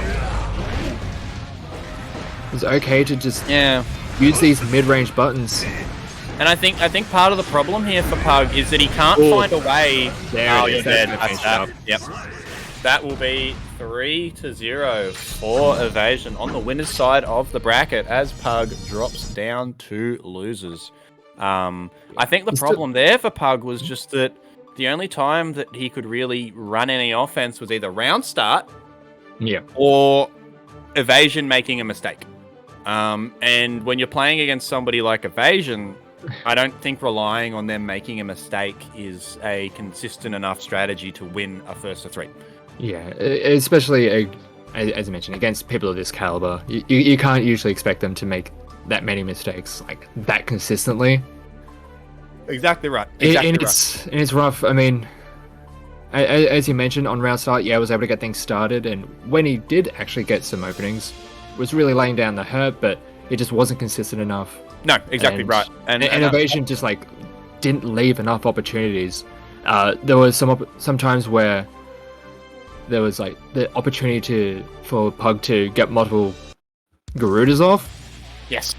Evasion just took the second one and is just like off to the other side of the map. It's like, all right, we're back to neutral. Cool. He'd just sort of take 2 and then backdash, right? And all of a sudden you'd be back at neutral, and that's sort of. But that's the game plan when you're playing against a grappler, right? It's about risk aversion. And that was a masterclass in it from evasion there. And now we're moving back to seeing Brook v Wumbo here. Matchup that you see a bit less of in this game specifically. Forced Kai. Just a little bit. Oh, 6p to interrupt. Okay, goes for the string there. Oh, he gets right around him. Really nice. Okay, there's a little baby Force coming in hot. Got the bomb. Enjoy the afro. Yeah. While they just corner carry. Oh, very fashionable. Bouncing him around and he's going to finish off that one. Faust has no guts, right? So he just takes damage just the entire way through. Fills up very, very fast for sure. Especially when... And that health bar is very, very fast when you're taking a beating like that. However, a slight error there from Brook, and that's going to cost him here. Alright.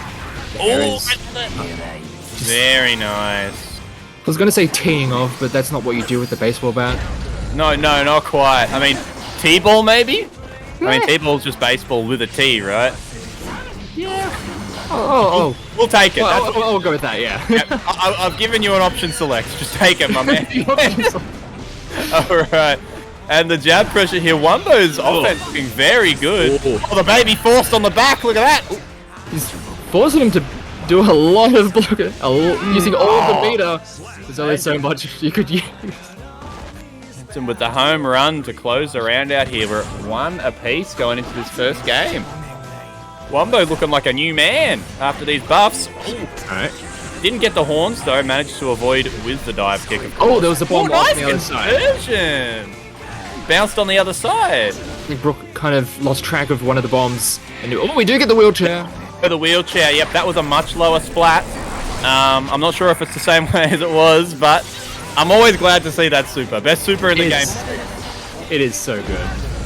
Oh, absolutely the best. Nice kind of hit. That could be just another good setup for Brook. Just to hold this on defense. Does have some, yeah, that is one of the changes that is really nice for Faust. Quicker punches to help get out of those kind of situations. Yeah, those faster buttons, man. Having quick buttons, having quick buttons is such a godsend, man.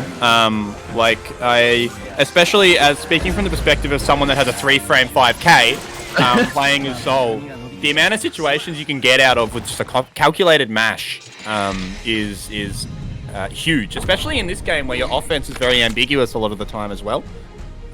You can get those opportunities to squeeze out games by just mashing at the right time, and having quicker buttons makes that a much more absolutely much more consistent strategy. If you got 8-frame normals and you're mashing that in the middle of a string, I think you're about to get blown up. Oh yeah. You're just gonna be hearing counter the entire round. Yeah, counter. You just like get used to that sound effect because you're gonna be hearing it a lot. Well, you probably won't be hearing it very much because you'll probably go low too. Once or twice and then you're gone. Once or twice and then you're in loser's bracket, and then once or twice and you're out. Simple. It's an easy game. Alright, coming into game 2. Wumbo taking that first one, really nice. We'll see how Brook adapts. It feels like a lot of the time, whenever you verse Faust, it's always just a knowledge check. Yes, it is. It is, absolutely. I talk about knowledge checks actually in this game a lot. And Faust is the perfect example of it. You are 100% correct. Okay, laser fire down. Gets the speed. That doesn't count as like a reset on the hair because he was still there but still burning. Yeah, no, it's weird. I'm not sure. Again, I'm no Force aficionado, so hopefully someone in the chat can tell us if that's a unique interaction or something. Okay, look at all these bombs, explosions. Oh, the amount of high rolling on these items. Oh, he's put an afro on the meteors. Oh, the amount of chip damage coming out. Yeah. Ooh, the fast RC, but Brook was holding down back. Gets stuffed by the item there. Wumbo looking mad good.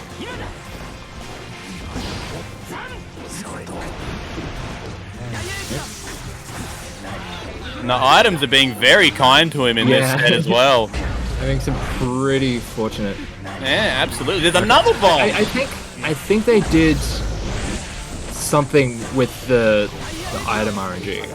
I can't remember what it was exactly, but I'm pretty sure there was something. Let me actually have the patch notes open. I can go have a look. Did they? They didn't? They did not. Or was that something previously? It appears they did not. Let's double check quickly here. Changed a couple of the properties of some of the items, but didn't actually change any of the... yeah, it doesn't appear to be that they changed any of the RNG or anything like that. Oh, good stunt able to get underneath the thrust. Alright. Brook has just been like held on defense this entire time because of the amount of items that has been thrown around. Yeah, exactly. Really awkward to deal with. Wumbo being very oppressive here and using the items as his main source of offense, and I like it. Like, what's Kai really going to do about him at this range, right? Like, occasionally he might pick up some health or something like that, but really that's for the momentum that you get off of these high item rolls. Like, what's he supposed to do? Oh, and the scarecrow. Right, this is what's Brook's chance here, but nothing off it. Yeah. Yeah, that quick punch coming out now from Faust is that just kind of got him out of that entire situation. It looked like Brook may have been able to get something started, but no, just quick jabs, just get out of there. Let me just hit you with this big overhead. TB saying, that he got a bomb. He got a bomb, 2 hammers, and then a meteor in a row. Huge RNG there for Mr. Wumbo on the item pools there. Very, very nice. There you go. That's another change as well, as Wishful did just say. The recovery on the item super got reduced. Yep. So that would be the other major change to it as well, which is a very nice change as well, to be particularly honest. Being able to get the items out safely is huge. Yeah, that's one of the things about being in general, just like being able to get items out safely, just full stop. Ooh, even gets the fishing rod. Oh, misses his home run though. Big DP from Brook. First one of those we've seen all set. Alright, just pops entirely off that heavy fireball. Gets hit by the hammer. Ooh, has the burst out of that one. Yeah, bursts. Man, nice conversion. Brook is very, very good at converting with great hits. Okay, that's going to be a wall break here. Oh no, that exact same wall splat failure happened before to him. Didn't learn from the mistake, but still manages to take the round there.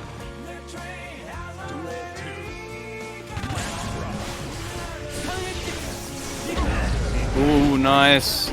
Gets the item tossed. The bomb again. A hammer. This item RNG is crazy, man. It's been kind of wild. Okay. Air dashes into the corner. That's a big mistake. Yeah, no, not a good idea, I'd say. But he manages to get out again. Alright, hair's on fire. Ooh, lands the dust. That's going to be a wall break right there, Matt. And we are looking the at... explosion was the one that did the job at the end. Yes. Again, gets the Afro on him again with the command grab. Oh, DPRC. Nice block on the overhead follow-up there with the, looks like a jump S there. Oh, just gets the hit. Okay. Nice little use of the dive kick there. Doing his best Dial Sim impression.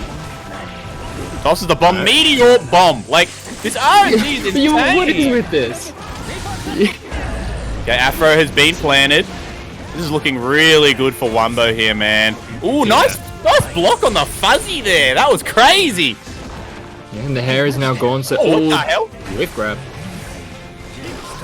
Oh, these scarecrow dodges. He did that. I'm having a lot of fun watching this matchup. I don't know if it's because of the item pools, but there's been some very interesting interactions as well. Right. Wumbo looking really good here. Again, and that's going to finish it. A 3-0 to Wumbo. Yeah, very, very clean stuff. Wumbo putting in the work with that Faust, man. Yeah. Very, very nice. Very, very nice indeed. And Faust is one of the characters that definitely benefited from this patch. I mean, we saw very clearly right there the changes to just the 5 pages. It's a little bit faster. All of a sudden, you can get out of a lot of this pressure. Yep. All of a sudden, in some of the situations. All of a sudden, calculated mash is a whole lot better. Oh yeah. Very, very nice stuff from Wumbo there as he continues to move on the, I believe he is in losers side of the bracket here. Next up, we are going to be having Atticus versus Tahitoa. Now, keep in mind, this is losers bracket. Oh yeah. Whoever loses this one is out. Yep, whoever loses this one is out. Exactly right. And if I quickly just double check this bracket here. And they're getting to the pointy end here. Yeah, it's the command grab. So these two have still managed to make top 8, as expected for both of these players. Very, very high quality, the two of them. However, on the wrong side of the bracket to what they'd really like to be. Chipp, a character that we haven't seen tonight at all. One of the losers of the last patch seems to be the consensus with the nerfs to the speed of his Gamma Blades and Alpha Blades and whatnot. So, here we go. Tahitoa just getting things started. However, Tahitoa's mad good. So, just gets hit by the low. That's one of the buffs that Axel got. A faster 2K. Yes. Okay, goes to the delay burst.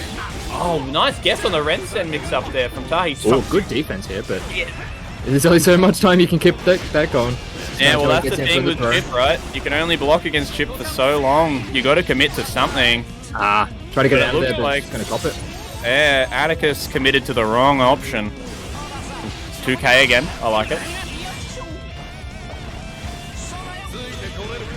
Oh, yep. Oh, whip punish. Very nice. Tahitoa from downtown.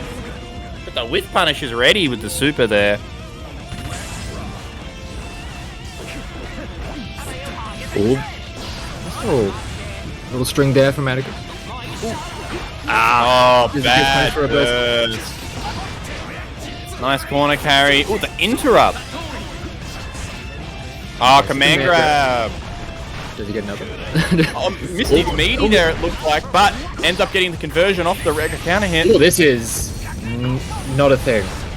No, that was, I can only suspect an input error. And then he goes down to the jump 2K as Tahitoa takes the first game in an absolute blaze of offense.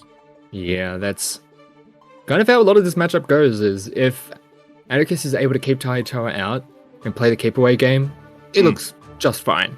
But every button from an Axel is very committal. Except maybe the kicks. And then obviously has all those blind spots as well in his post game.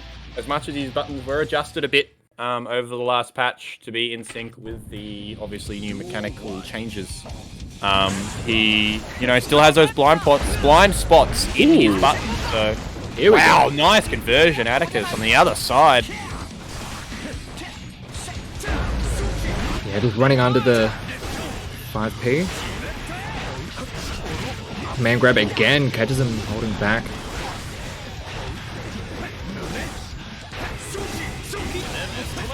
Okay, RCs make it safe, very nice. Oh, the RC! Weird little interaction there. That. But he's still stuck in the corner. Oh, try to go for the protect, but... Oh, wow, the overhead roar! Man's just let it rip, and we are taking a trip up the wall. Round over for Tahitoa. Yeah, Atticus is holding on to the burst for the next round, realizing that's probably not a situation where you're going to successfully get a good burst off from that. Trying to press the button to interrupt some of the play from Tahitoa, but Chipp is a little bit too fast. Yeah, funny about that. Who would have thought that Chipp moved fast? Oh, went for the setup there, very nice. Atticus forced to burst. Oh, we saw one of the changes to the jump slash there. Kind of whiffs on that. But oh, does get a nice counter hit, but not able to get too much more out of it. Block on the low, no punish on the DP. Tahitoa scrapes that one out as well. Nicely done. That's 2-0 up for Tahitoa. Yeah, Tahitoa looking very, very good here. I mean, are we supposed to be surprised? Very, very, very strong player, as we know. Yeah. See him very, very often repping that NZFGC. Oh, Brook is I love smoking weed. Alright, I see. Alright. I have now made the connection. I just read your name in the chat and realized, alright, we're good. Gets him again with that command grab in the corner. Didn't realize there was the name change. Oh, early burst from both players there. Wow, that jump kick looked like on some Street Fighter stuff there with the cross up. He's trying to get... Oh, just catches him out with the spinning chain. And actually comes up with the 2H to finish that one off. Trying to punish... well, actually did just punish Tahitoa, just trying to get in a little bit too hastily. I guess that's sort of going to be the matchup, right? Like, yeah. Oh, nice conversion there on the Rensen for big damage. Atticus is just going to be looking to punish Tahitoa for overcommitting in the wrong places, right? Like, that's pretty much what this is. And that's pretty much what that conversion is there with the Axel Bomber. There it is. Nice. RC there to get that free NES. Very, very nice. Keeps himself alive. Gets him on the board. We are now at 2-1 in favor of Tahitoa, of course. So, and that's what the games usually look like if Atticus isn't allowed to control the pace of the game. Absolutely. It looks pretty like a lot of Axel matchups is, can you get in on Axel? Can you get in? That's the If you can't, it's gonna feel really bad to play against Axel if you're not able to play the bullet hell kind of a thing and get around all of these hitboxes, these long range hitboxes. Yeah, well, it's always going to be like that's just that classic zoner game, right? And with Axel being much harder into the zoner category in this game than he was in previous Guilty Gears, that's that mix-up that you run these days with him. Okay, get the quick kick out. Yeah, delay burst. Oh, okay. Needed it because his risk is all the way up. Yeah. Ooh, time stop. Yes, sir. I love this change, man. Really, really nice. Oh, doesn't get the follow-up on that. Misses the follow-up. That could be huge for Tahitoa. He just needs to not make any mistakes here and capitalize on this opportunity. And that's how you do it. Nice conversion. Oh, burst. DP. Oh, that's going to be the round. Wow. Oh my god. Tahitoa looking mad good here. On set point to continue on through the losers bracket. Nice conversion. Little cheeky counter hit. Tossing out clones. Or gets a throw in. Gamma blade in. Yep. Overhead. Very nice. Just opening up. Alright, so we're back to neutral here. One opening shot. I like that RC back. Atticus needs the reset here. He's got to play neutral here. He's got to force Tahitoa to slow down. Otherwise, he might... Oh, very nice. I was going to say, has to be careful that they don't get opened up with a punish from a long full screen super that we saw in early on in the series. But no, that works just as well. Just punish the throw attempt. And just with off. The RC, very very nice. Yeah. Whether or not that RC was intentional to beat the throw, it did, and Tahitoa immediately visually recognized it, and absolutely closed that one out in a very, very fast fashion, which is the nature of Chipp, funnily enough. And kind of moves at a breakneck pace. Speaking of moving at a breakneck pace, before we get into our next match, I would quickly like to shill our lovely sponsors, of course, the main people behind, outside of the likes of, Shen and all the lovely other people behind UNGA Down Under, are Genuine Gaming. These lovely people do supply a rather large pot bonus to the prize pool for UNGA Down Under, of course, because all money that goes into UNGA goes straight back to the players. So, of course, thank you to Genuine Gaming for that as well. And then whenever we do this, we also like to quickly shout out our local incentives that we have that support us as well, with CCH in Melbourne, and then Team WP online on Discord for the Street Fighter side of things, obviously, with that being a Street Fighter focused Discord. Very, very lucky to have some lovely people behind us here at UNGA Down Under, and of course we do, because with such a wonderful community, an event run by the community for the community is always going to be involving good people. So, wow, we actually had like the longest intermission between games I've seen all tournament. So I actually got my whole shill out before the game started. Perfectly timed. Who would have thought? Don't you love to see it? Quickly, before we start, I've got enough time for another one. Exclamation mark, donate in the chat. I just did it there. You can see right there. Is Nightbot going to work for me, or is it cap sensitive? Seems like it's cap sensitive. Well, anyway, if someone could fix that for me and put the link in the chat. We do have the donation drive, as I said earlier, and all the money goes back to the players here. We are currently sitting at $415 on this bout of UNGA Down Under Season 1 for Guilty Gear Strive. If you would like to contribute to that, please do hit the exclamation mark donate in the chat. Nightbot is not working. That's awesome. All right, now we get to go into our next game. And who have we got? We've got Explosive Fart and Wumbo. All right. Having a pretty good run through this lower bracket, and so we can add another high-quality opponent to his... Yeah, he's gone through quite the ringer of quality players here so far, has Wumbo, but I feel like Explosive Fart might just be that little bit further up in the tier list in terms of player quality here. Trade. Just despite the life deficit, this is a winnable round here. He just needs a good hit. However, he's going to have to use that catches him with the mix. Doesn't get the second one. Low profiles of 2H. Get the hit. Who died? That was a bit of... That was a bit of collateral damage. Yes, absolutely. Okay. A bit explosive. Oh, good throw. Yeah, no, very nice. I imagine that Explosive Fart's style of play with Nago probably would give Wumbo trouble once he can get started, right? I think this is going to connect. Yes, it is. Oh, and a counter hit too. Yeah.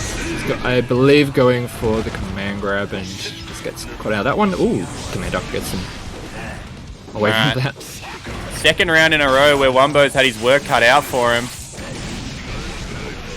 Oh, the conversion there off the bomb explosion. That was cute. Yeah, we've seen some very fancy tech coming out of Wumbo. Oh, it doesn't happen again. We're getting into the realm of doable here. He's getting really close here. Explosive Fart desperate to close this one out, uses his burst. Also, to be very careful. Gets the throw. That's not going to kill, is it? One more hit! Gets the load! What a monster comeback from Wumbo there! Wowee! That was one hit away the whole time. What a sequence there, Wumbo, man. It's a gold burst. So you see what they can do with that. Getting things started. Alright. Wasn't expecting that. Ooh, good 6p to interrupt the thrust. That is one thing that is, the usual counterplay to Faust just spamming thrust is just 6p. Unfortunately, again, getting caught in his own explosion, but it's back to a more neutral state, which has looked pretty decent for Wumbo in this, unless this happens, an explosive gets started. This is not looking good for our hero Wumbo here. RC? Interesting. Jumps back. Nice chicken guard. Yeah. Damn, and the mix. Yeah. Very nice.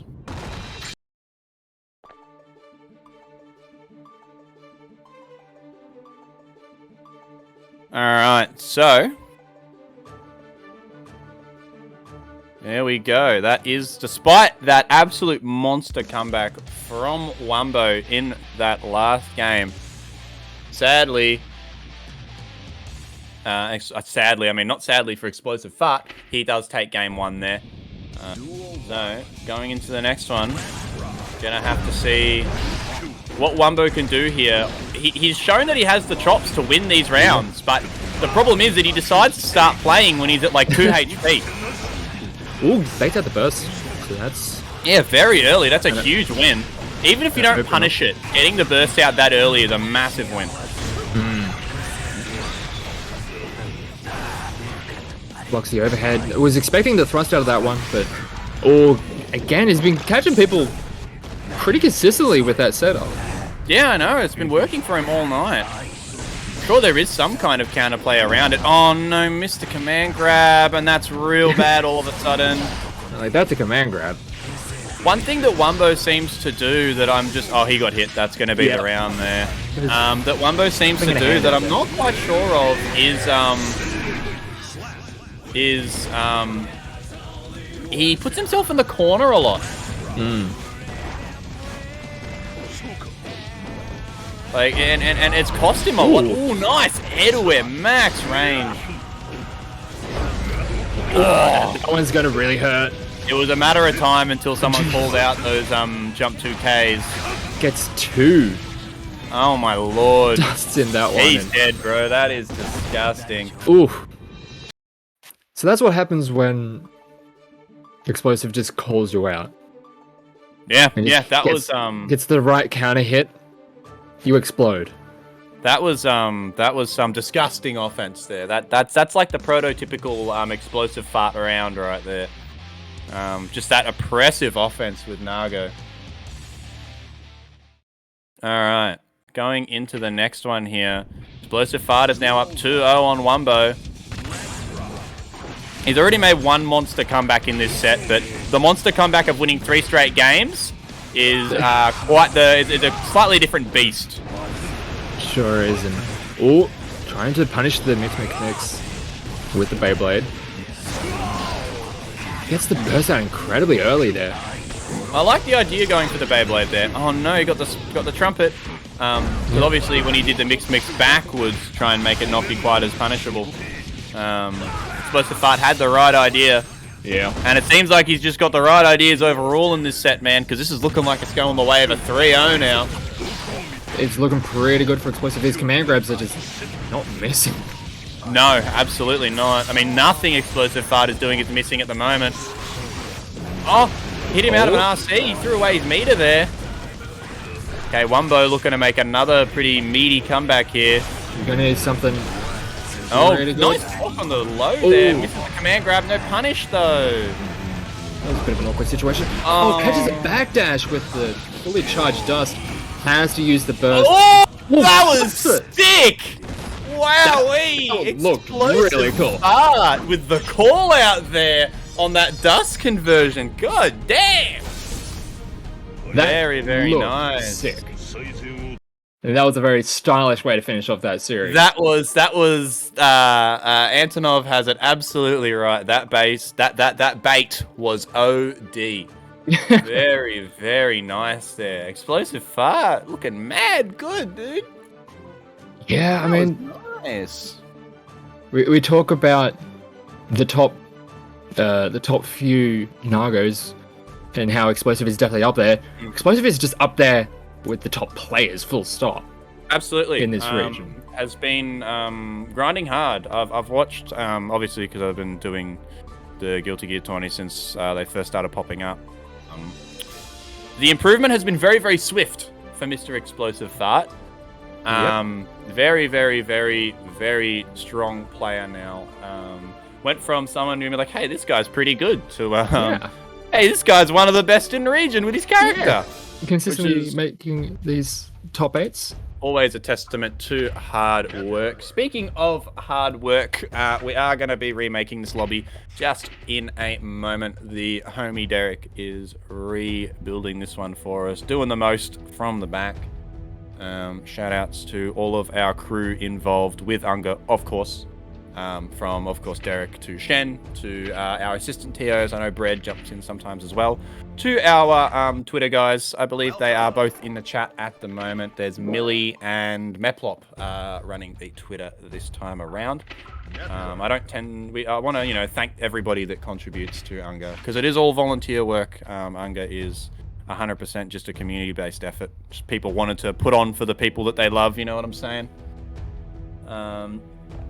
So, thank you to those lovely, lovely people for joining us. And while the Nightbot is dead, I'm going to quickly go and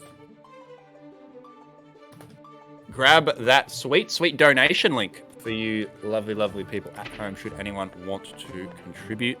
Of course, things like subbing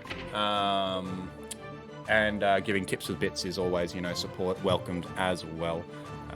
UNGA has some pretty cool emotes. Actually, with the little... let's have a look here. We got there it is. That's the best one. The Rups wave. I love that, man. What a king. Shout outs to the sheriff. Alright, we have gotten a new lobby from. Alright, let me just hop into it. Alright, let's get this one back in here. We are getting to the very, very pointy end of this bracket, my man. Not many people left in this. No. If you got the bracket open at the moment? Yeah. We're still just finishing off losers quarterfinals. Yes. We just had Explosive Fart taking down Wumbo.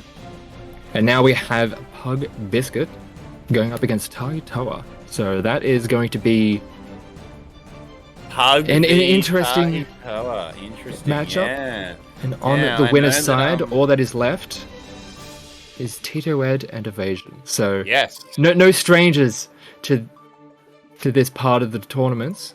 Yes, very, very common. I'd say, very standard winners finals here for our round 4 of UNGA Down Under. With Tito, Ed, and evaZN both being 2 players that I expect to see on the winner's side of top 8. I expect to see in winners finals. Yeah.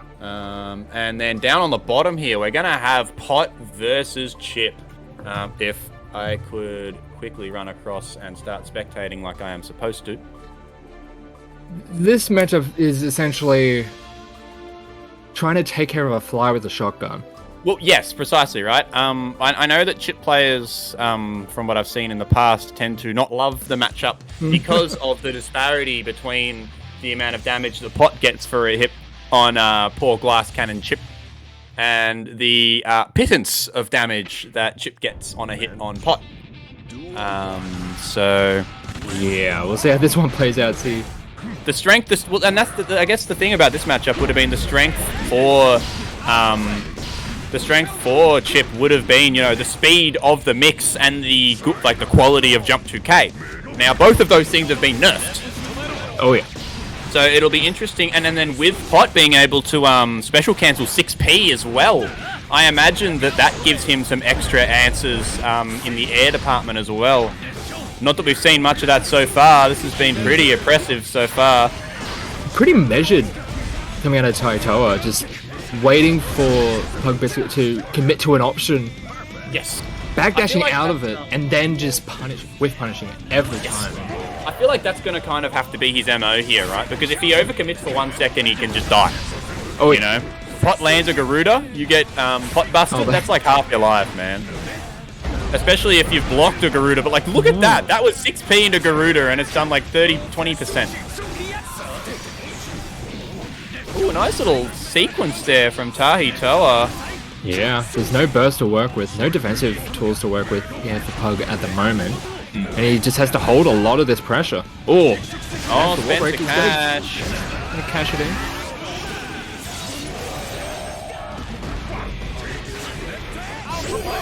Oh, whoa. I don't know what that was about, but a weird little interaction there between the 2 players. Yeah, the blade sent him into a different position where I don't think Pug was able to deal with. That's... oh, there it is. That's a buster. Yep. Oh my god, bro. Look at that damage. Oh, gets a gold burst. He's going to need something to really work out, but getting out of that corner. Oh, that's no good. Yeah, the button was already out when he hit that RC there, so it was pretty much destined there that he was going to run into that stiff slash from Chipp on the P2 side, but sadly, sadly for Pug, wasn't able to make much out of that spend of his tension there before the game ended. Now we're going to be diving back in.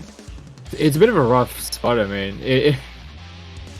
Ideally, everyone wants to use their meter to do the fun offensive stuff where you can do your fun RC combos, but yes, you got to know when you just got to use them for defense and just...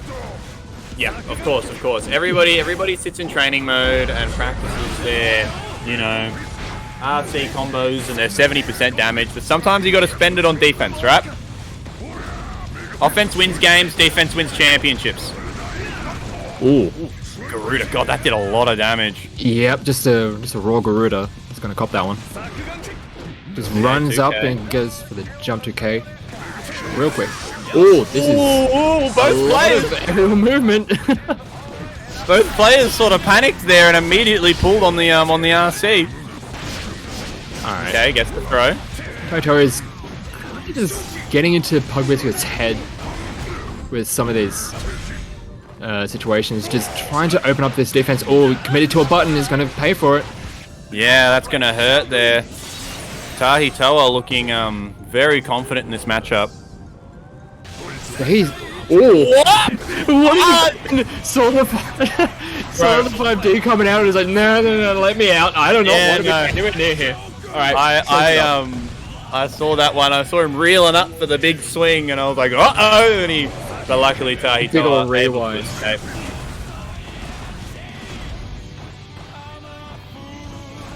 Just playing it very patiently.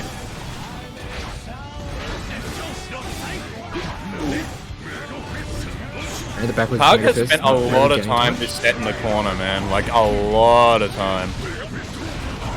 Good connection. Oh, the DP On the burst, that interesting time to burst there. does keep him in the corner. See if he's able to get much more out of it. But just the He had the right read too. the idea was there, yeah. Command grab. He's gonna keep him into the corner. And yeah, this is looking rough. Yeah, I know. Tahitoa just looks like he's got a lot of experience in the pot matchup here. He's just playing it in the same way that was it who sent Pug to losers? evasion, yes. In the same evasion, yeah. Obviously, very, very different styles of play because they're very, very different characters, but the methodology is the same, right? Pug is getting stuck at like that distance, like range 2-3, where you're at about mid-screen or further. Yeah. And then Tahitoa is just sort of in and out, in and out, in and out. And controlling space really, really well by doing it, which is making Pug sort of just curl up into a corner, and we're not seeing any of these round start Kara pot busters that we're used to. I mean, round start jump back, right? Yeah. That's indicative. Very much showing a very defensive mindset, which exactly is right. Which not the to Pug me, that we've been seen be at his most successful. Exactly right. And to me, if I was Tahitoa and I see Pug jump back round start, I'm licking my chops, man. Oh, gets the burst. He's got him into the corner. All right. Oh, nice able little to RC out of that. up. Yeah. Good, Mega Fist. Gets out of here. Ooh, Mega Fist, RC. Oh, he got a sight. No, he didn't. Oh. That was a weird combo, but Yeah. big damage off of it. But we're back to neutral here. Oh, that was a rather ill-advised slide head. And he's, again, just going to get punished Yeah. so much for it. Back into the corner. And here we are, back to this like safe, really safe poke game that Tahitoa is playing, where he just waits for Pug to hang himself, and there it is. Just committing to an option, and then Tahitoa just has reactions, and the character has enough speed to be able to react to it. Okay, heavy. And back to neutral we go. Alright. Okay. He's Alright, does landing get these the slide slide hit. knuckles. Yeah, well, the problem is that they don't really do anything. Yeah, the slider doesn't do damage. It's all about positioning, and Yeah. it's not. He's not it's getting how any you positioning off make of it, use though. of that positioning. Yeah. He's just getting blown up for it. Oh, okay. Catches a backdash. One of the first real attempts at off it. DP'd immediately. Yeah, Tahitoa has just been very good at just stifling Pug's offense with those DPs. Yeah, he's just been disrespecting his offense for sure, man. Like it's been a very every time Pug got something going, he'd just be willing to throw out a backdash or a DP, or he'd jump at the right time. It was very solid defense. Yeah. As And I believe, even if he did get hit by something, like if his backdash got caught out, all right, we're back to neutral, and that's where it felt like Tahitoa had like all the control and all He the was time in the thriving. world. absolutely, absolutely. That's where he was at his most comfortable, right? As Tahitoa moves on here to losers semi, so guaranteed third place for Tahitoa. Congratulations to Pug as well for the fourth. Yeah, solid effort. Very, very And a solid. very showing. solid run. I feel like every single one of these UNGA Strive events, Pug gets further and further in the bracket. So huge shout outs to Pug for showing out, giving me some pot to get excited about. What an absolute king. As we move on to our next chunk of This is going to be the winners bracket final. Oh yeah, my mistake. Sorry, I meant fourth. Fourth for Tahitoa, fifth for Pug. I misread the bracket. I didn't misread it. I'm just a painter. All right. Winners final. It's going to be Ed versus Evasion. Yes, it A is. matchup that we're becoming all too familiar with at this stage. Absolutely right. And you know what? I'm not upset about that at all, man. Nice sides. Oh, again. Tina has been so Oh, you see that little... Sorry to interrupt you, man. Yeah. You see that little fuzzy setup with the jump P? Yeah, that's disgusting. Nasty, nasty stuff. This has been a slugfest so far. Yeah, they've just been throwing these big swords at each other. Lock That's on a the lot two, of hey. risk. Yeah, look at that. It's completely full now. Oh, gets in there with that big flip.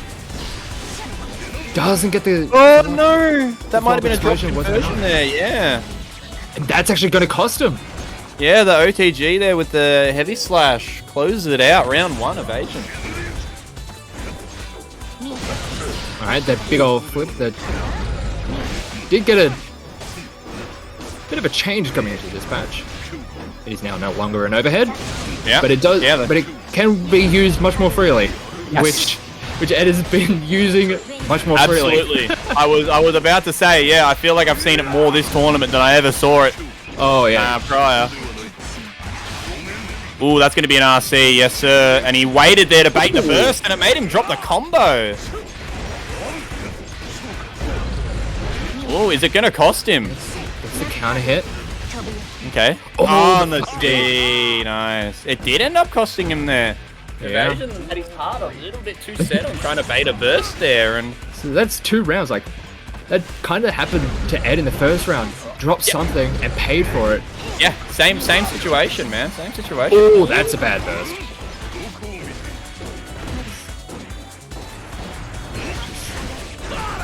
Very measured with these buttons. Okay. Oh, gets thrown into the corner. How's the setup? Ooh, Jumps oh out of my- the throw. Oh, that's gross. That's disgusting. That should be banned. Nerf that. Alright.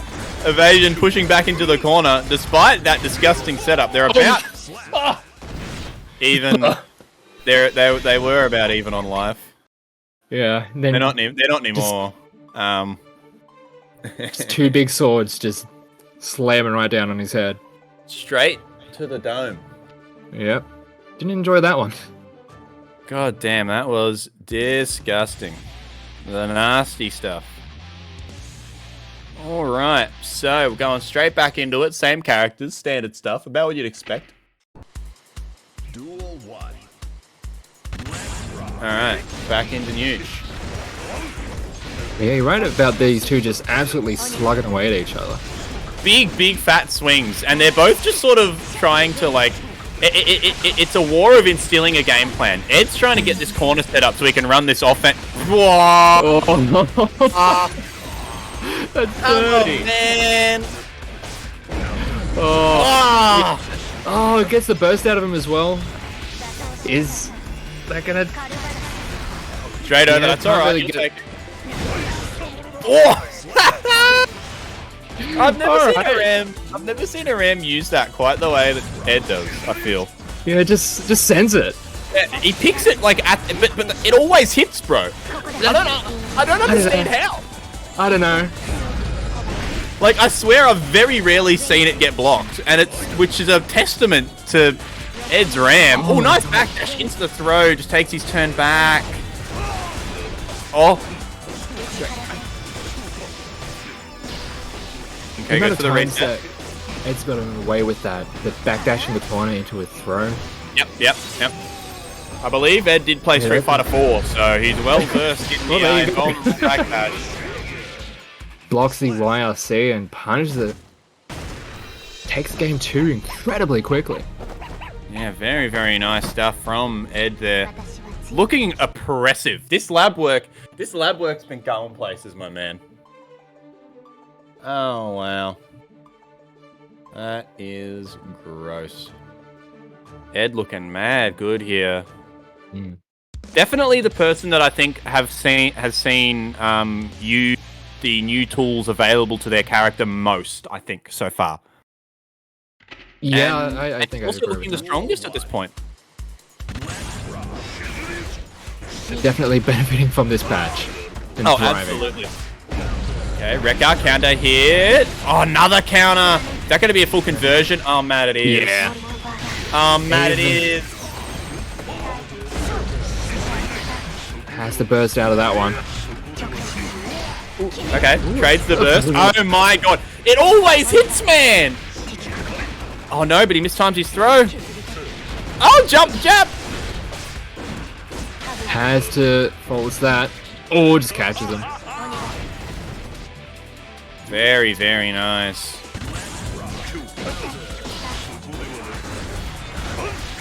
Okay, Beyblade, out he goes. I love that. Beyblade's in, nothing happens, back up. Just gets out of dodge. Just doesn't want anything to do with it. But I know that Ed is the Marvel player, but that offense style of like go in for your pressure, they block the mix up, back up. It's very, very Marvel. It's very, very Marvel 3. And maybe that's why I like watching it so much. Ooh, nice backdash. version. Yeah, backdash and punish evasion. Looking to get a game on the board here, but we are 2-0. Ooh, tries to 6p something and is now in the corner and is not having an entirely fun experience. Does drop out of the explosion, but the rackers are coming through. Yeah. Oh, that was disgusting, bro. Good burst, but god damn. Okay, gets the hit.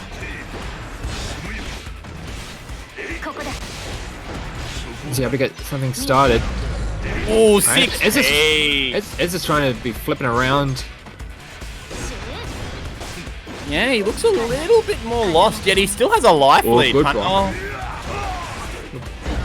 Didn't make much out of the block though, really. Gets the Still at a life out of it. deficit. Oh, that's really bad. In the It just super jumps all the way out there.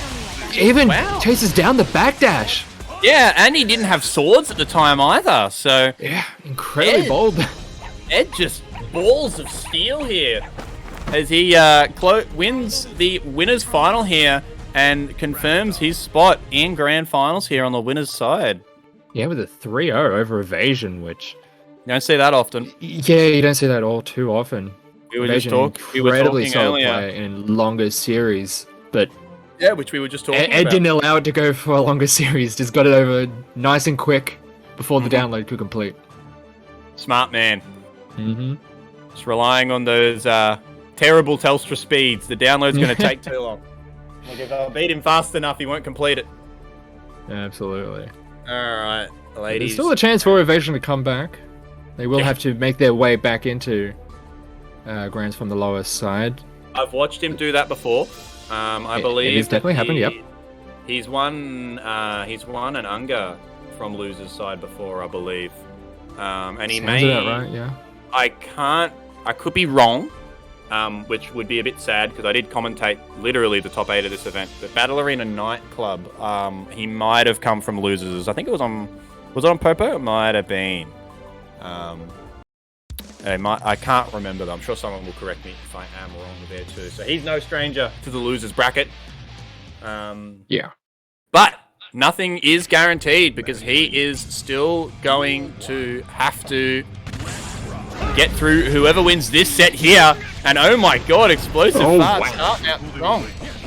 Oh, misses the command grab. Alright, so Chipp is supposed to have some of the fastest buttons, but just gets beaten out by some of Nago's buttons, and that is going to be an incredibly quick round. I literally just looked at the chat and the round was over. Yep. That's kind of how it goes. Yeah, that's kind of Ooh, how it it's goes, over. right? It's over the 2H. Oh, just with the airdrop coming out of nowhere, but now we're starting to see Tahitoa get something started. Doesn't have to worry about any kind of burst, so just gets thrown into the corner. Command grab as well. As he asks you to make the DP safe. Tries to get something started, but just forced on defense for way too long. Again! Oh, doesn't actually connect with the 5D, so... just trading buttons is usually always a favorable situation for the Nago. Absolutely, absolutely, man. That was a fast first game. Oh yeah. I didn't even get the chance to say anything. Both rounds were over before I even commented on what was going on. Very, very nice stuff there from Explosive Fart early. I mean, like the thing, like at least from my humble perspective, I imagine that Explosive Fart's style of Nago is probably the best, or one of the better ways to approach trying to beat Chipp, which is to just obliterate him. Oh yeah. Right? Like just pure offense. Ooh. Oh, connects with the 2H. Bit too far to get any kind of conversion, but gets the corner out of it, which is a win in and of itself. Gets the cross up, and now got a nice side switch coming in. Let's see if Tahitoa is able to get something started. Oh, here we go. It's going to take them for a ride. This Cash doesn't want to go for any kind of reset. There are... RCs, yep, that's the evasion's go-to there. We've seen that a few times today. Oh, but didn't do much for him here. He might be dead. Not quite. He's going to be alive on a pixel. He's a beefy lad. Yep, that one was... Just jab him. That one was very, very hard to make the comeback on for sure. Definitely possible. Just unlikely. Yeah. Ooh, Alpha Blade's out. For these mix-ups. Oh, it does get the burst out. So once Tahitoa gets started again, doesn't have to worry about that. Oh, that's gonna cost him. That was very clean. Didn't get much more off of it, but with a very, very nice offensive read there on the burst. And evasion is just... Not evasion, rather. What am I saying, bro? My brain. Explosive Fart is just running away with this one. Ooh, went for the air throw. And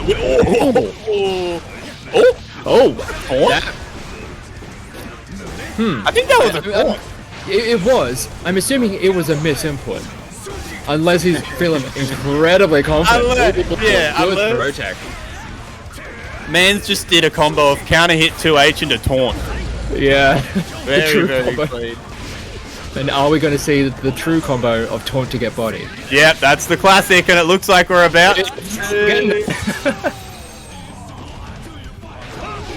Oh! Oh! Yeah, backdash out of that one. It's a matter of time, man. We've mentioned a couple times today how Explosive Fart loves to go for those command grabs. Yeah. But that's what happens when you go for it a bit too often, and then people start to scout these things, man. They're gonna blow them up. And Chipp's backdash is pretty good. Very good. Travels very far. So it's fast. It's quick. It's fast and quick. Wowee. Fast and it travels far. There we go. That's what I meant to say. Oh my lord. Today is not my day. May well end up being one of these gentlemen's day though. We're at the very pointy end of this bracket now, so...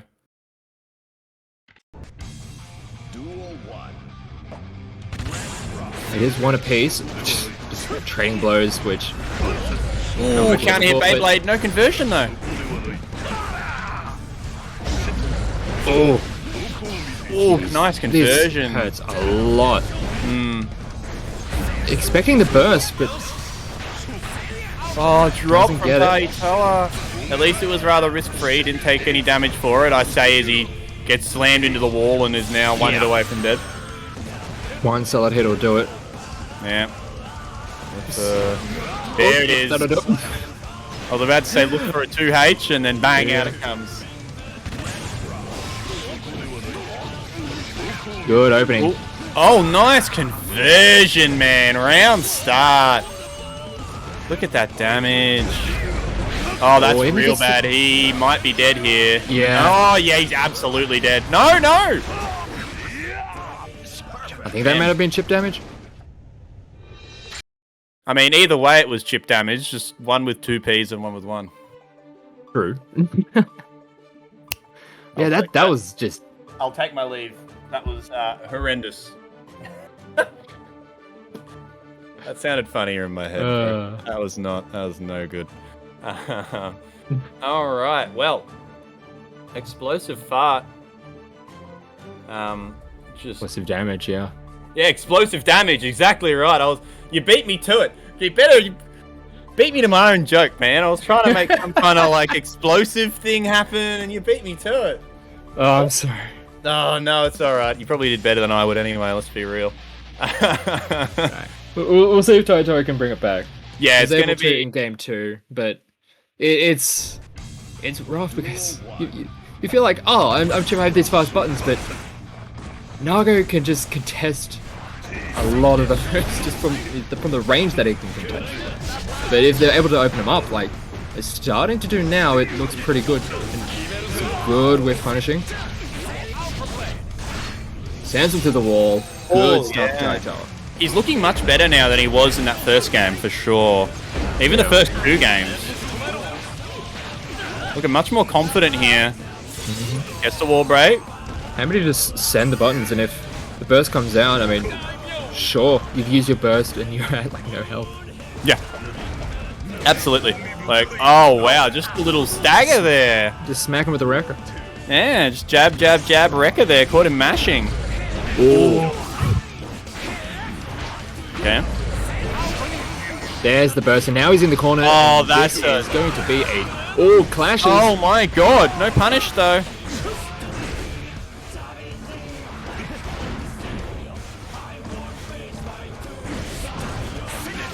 Gets in there.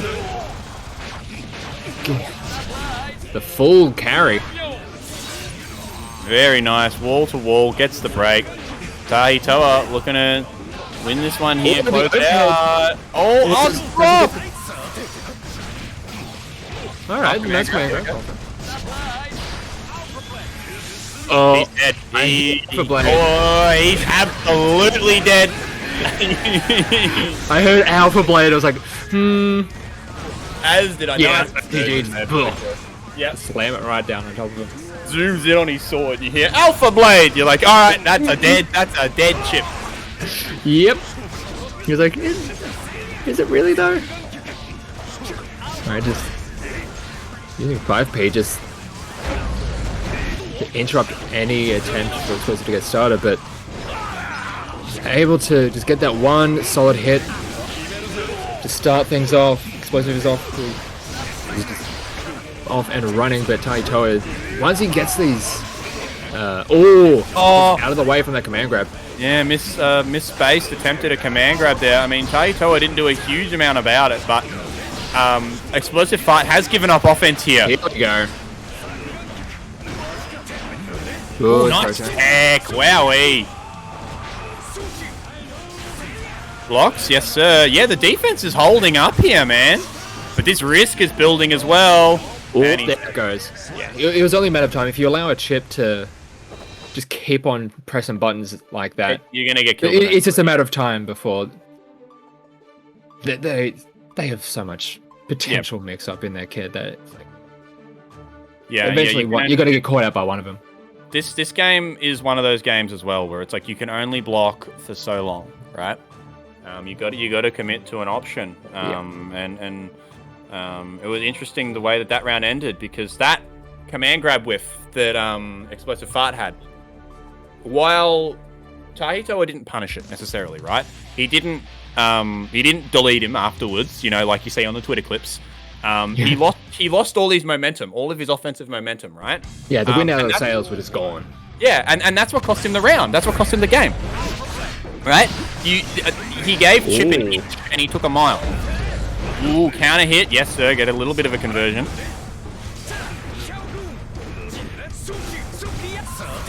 It all started from a very poor burst.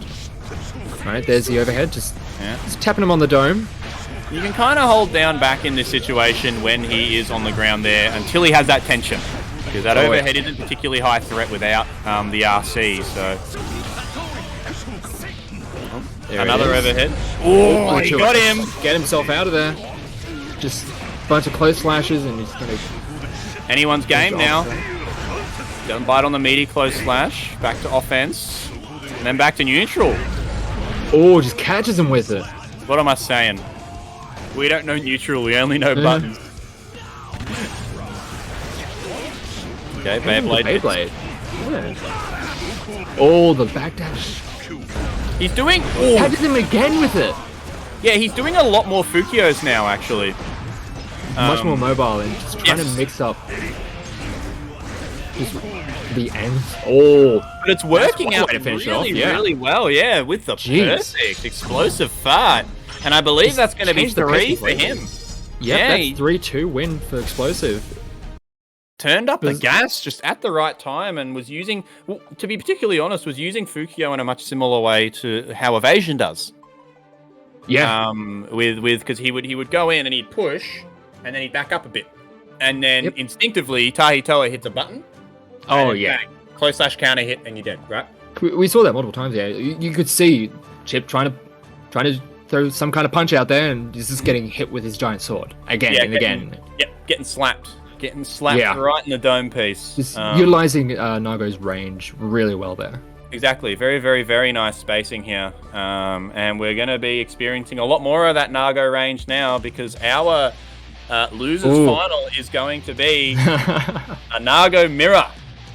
After Explosive Fart took that last one over Tahitoa in a 3-2 fashion. Shout out to Tahitoa though for the 4th place finish. Very, very, very, very strong. Always good to see New Zealand entering our brackets. All right, good start for explosive. Just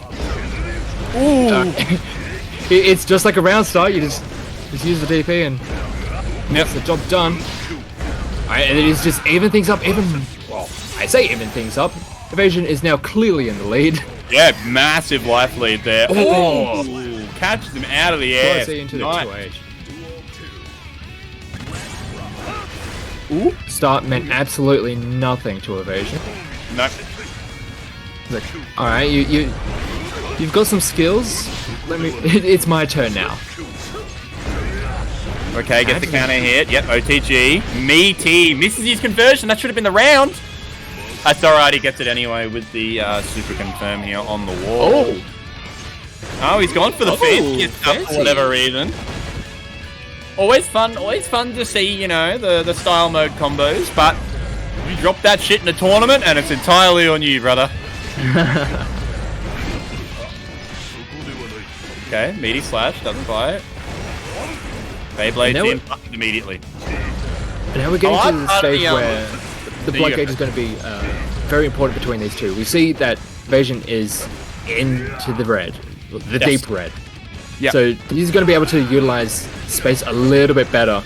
Yes. Because he's also evaZN is very, very, very good at managing his blood gauge as well.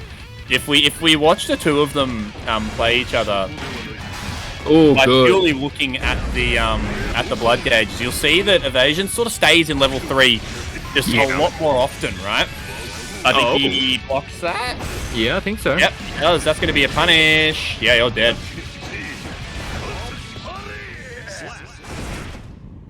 evaZN takes game 1. Along with, as you said, that management of the blood gauge meter, I think a large thing that I've noticed that is always a factor in Nago mirrors as well is the post Beyblade game, right? The post Beyblade rock paper scissors, right? Because both of them are 0. Well, they're 0, right? And they both know that they're 0, and they both know that they have the same tools. Ideally, they both know. If you're in losers final of a tournament, you'd bloody well hope that you know that.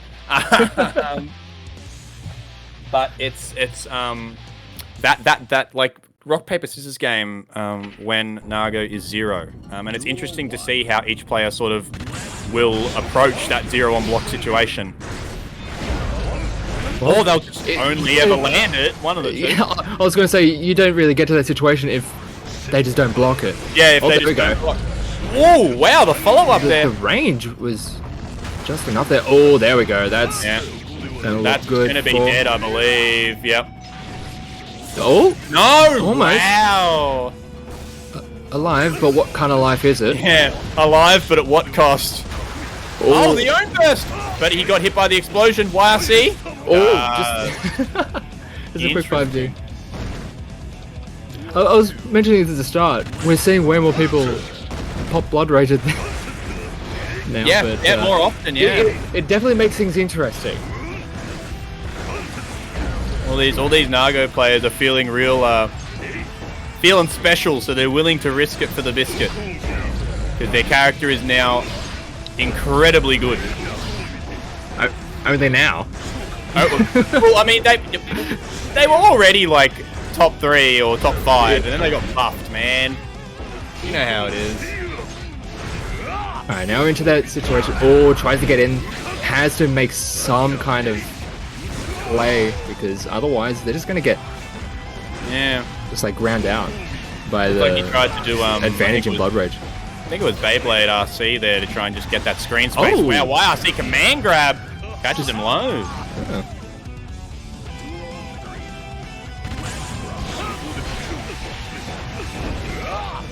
Quick to go out of there from the round side. That's... I more expect that out of evasion than explosive, but this is the kind of world that we're in. Yeah, well, I guess you sort of have to approach the mirrors differently, right? Oh, and that was full risk. Doesn't get much more out of it though, unfortunately. I think evasion just hit a button. Oh! It was a long button. Wowee! Beat it clean, huh? Interesting. I've never seen that before. Evasion, mate, you should really make the most of this round, because I feel like you just won the lottery. And he is just keeps on going with these back out. Alright, the burst does come out. Just gonna keep on applying this pressure. The risk is all the way at max. Yep. Still oh, expecting a command grab out of that one. Yeah, I reckon that might have been there. Yeah, just keep on throwing specials in their direction. Yep, plenty of Blood Rage to spare there for evasion there, so he was pretty happy to just let it rip.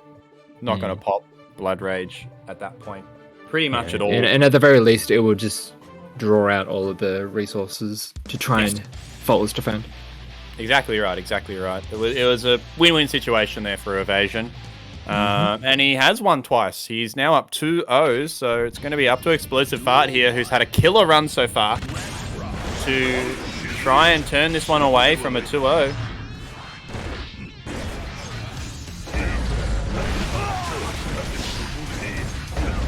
I believe it was TV who said that evasion doesn't lose the mirror. We're seeing why. Yeah, he's very, very, very... Alright, both of them just tumbling around. I think his style tends to lend itself to what needs to be done to win the mirror, I think. Oh, there's that new fancy attack. Yep. Zooming in from full screen. Blood Rage. Yep. Wow, throws him out of the zero. Out of it. And he's going to kill him, too. Actually managing to use the Blood Rage to win him that round there. Not what I was expecting. You see a Blood Rage and he's like, alright, they're gonna have a bit of a rough time. They're just gonna get hit out of it, but... Yeah, no, actually managed to make the most of it here. God. Calculated the amount of blood used. Yeah, evasion's resource management has always been stellar. Alright. Explosive. Continuing to apply the pressure in the corner. Gets a good counter hit, but not able to keep it going much further. Burst is still available for evasion, but doesn't need it just yet. Button good jab. After the zero there. Close slash, yep. Goes for the nice and safe pressure. Pretty risk-free here. I say as he gets jumped in on... Oh, that is... not punished. Nothing happens. This is getting very, very scrambly. Gets hit by the dust. Game on the board. Explosive got the gold burst, got all of that meter to work with. Yep. At that point, you see what you're up against. Neither of you have burst. You're both about even on blood, but your opponent has a full set of tension. You have nothing. You're just like, well... Yeah. That's Alright, cool. I'm about to have to play some defense. Yeah. Is basically the slim of it. Alright. Evasion's still on set point here though. Explosive Fart's gonna have to do the full OCV here with the 3-0. Alright, now it's time for evasion to just going offensive, just getting pinned into the corner. Oh, good Beyblade to get out of that pressure and get started on their own. 6P. Yeah, nice. Good anti-air.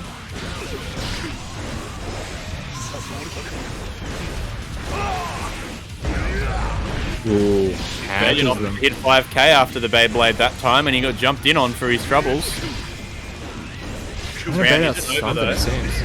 Ooh, that's now it is. Alright, don't worry about it. The moment I'm like, it's not over, it immediately ends. Ooh, big counter hit. Burst. Yeah, nice.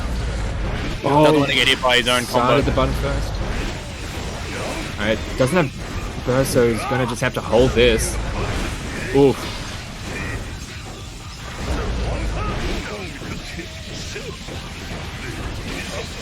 Very nice here. Explosive Fark, wall to wall. Oh, it looks like he just gets punched out though. He has a lot of meter to work with, can just, send it. Yep. And he knew it too. Alright, here we go. Set point here to get into grand finals for evasion, so Explosive Fart's tournament life is on the line here, and this is not how you want to start a round like that. No, getting counter hit is now forced into the corner, only just now getting the burst up.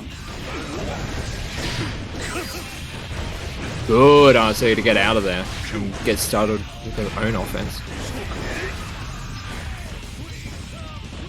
Playing it steady. Oh, doesn't get the punish on it though. Oh no, that's a disaster. I mean, he still has a huge life lead, but this round could have been over. And in a game like this, you just don't want to not finish your plate. Oh, there it goes. Oh, there we go. Yeah. Okay, very nice. I was expecting evasion to be right next to him, trying to jab out of it, but good old Slash will finish that one off. Very, very nice. Evasion. 3, 2, 1 there in what I would say a relatively dominating fashion. Obviously, outside of that one game that Explosive Fart did get. It was pretty damn good for evasion. Yeah, very nice. And he's going to be going into grand finals here on the losers side of the bracket to play against the man who put him in losers. It's going to be a nice rematch. 3-0 fashion, which is going to be Tito Ed. Yeah, it's the matches we've seen between these two. Yeah, it's just bonkers. They're just very, very good. Swinging those big swords. Yeah. We'll see if Evasion's had a little bit of time to think about the smorgasbord of offense that Ed has in this new version of Guilty Gear Strive. As we dive in to grand finals, folks, we have Tito Ed on the winner's side of the bracket, and of course Evasion on the loser's side. Ooh, it's a very early burst. Very early burst here. Of course, keep in mind, folks, that because Evasion is on the loser's side of the bracket, he is going to have to win 2 first to 3s to take this tournament, if you didn't know already. Ooh, that 6H didn't actually land, but... Actually didn't land it this time. Oh, the shimmy! That's some Street Fighter stuff. He went for it again, too. Oh, the explosion caught him. And then now they're still in the corner. Good luck with his defense. Having to use the YRC. Does manage to get back into a more neutral state. And he's now switched places. To see if they're able to finish this one off. No, not quite. Blood Rage. That's a disaster! Just slight miscalculation. Thought that was going to finish that one off. But just the sliver. I wouldn't even call that a miscalculation. Because he was like 1 health off. You can't blame the man for thinking that would kill, can you? I'm not blaming him. It's just unfortunate stuff, hey. That just happens. Yeah, unfortunate stuff. You get that on the big jobs, I guess. And now you're back in the corner. Good throw. Evasion's game plan to win this tournament even blocks the burst. Needs to be avoiding being in the corner at all costs. Good. Nice tech. His defense is so good, but you can only block for so long. There it is. My God, there it is. Oh my God. Does manage to get a burst out. Which, you can't say that about a lot of Ram's pressure. You can't burst out of a lot of it. But no. There it is. Yeah, the 5D fully charged ace. But I guess that's the benefit of, or the negative of Tito being more liberal with his mix-ups now. Is that there are some routes that he's going to take where you can burst out of them, right? Yeah. But I guess that's the hallmark of a top player, right? Is that he sees evasion, recognize that, hey, he just burst out of my offense. Next time maybe I'll go for the burst safe one. Yeah, having burst safe routes it's a very strong tool to have. Exactly right. And if you weave them in and out of your repertoire, it can become incredibly awkward to deal with on the defensive end. When people are learning fighting games, I always recommend to them to stick to real stuff, just for the benefit of learning the right way, right? But once you're at this level where you have that complete understanding of the game's mechanics, your character as well, that's when you can start to mix the fake stuff in. Because the fake stuff is what's going to hit these top players. Yeah, because they're expecting the real stuff. Exactly right? I mean, it's like, how many times did we see Antanov do safe on block move into DP? And it hit. Yeah, true. Like, 2 or 3 times, right? Like, these things work. But not much is working for Ed that round. I mean... That was a really solid one there from evasion, but... Absolutely. Solid start here at this time. Running away with it a little bit here, but we're back in the corner. Oh, he caught the back down. Yeah. Ladies throw a little bit. The offense is just so good. Oh, the low. Good defense. Evasion. Oh, but ends up getting caught. Yeah, can only block for so long, and we're working on a perfect here, and he just got counter hit. Chipp's the factor here. Going to spend the bar on a super in a second. Yep. Whoop, there. Inescapable Chipp, I think. Yep. Yeah. There was nothing that could be done in that situation. Those sorts of checkmate situations are incredibly strong to have in your repertoire, so it doesn't surprise me at all that Ed's going for it pretty frequently. Oh, he tossed the sword. He tossed both here. Yeah. But he didn't get punished for it. But that's kind of the classic thing from Rams. It's like, oh, I've thrown both my swords. How about I throw you? Yeah, he's not afraid to go in even when he doesn't have the swords on him, right? Ooh, that's gross. That was nasty, man. That was conditioning. Yeah, because we were just talking about the throw, and he set up that exact same mix-up, and then he runs in, and instead just waits and just taps him in the toes, and then opens them up. Such simple offense, but it's so effective, man. Gets the job done. It does. He's one game away from winning this whole thing. That is exactly right. Ed has looked pretty unstoppable today once he got his feet under him. First set of the afternoon was a little rusty, but ever since then, man, it's just been nothing but gas, man. Gosh, it's terrifying. Yeah. This is honestly, like we're looking at 6-0 here between these two today. It's not rare that you're going to see evasion get 6-0, so testament to the work that Ed's put in since this new patch has come out, especially since it's only been like about a week and a half. Yeah, about that long and already. Ooh.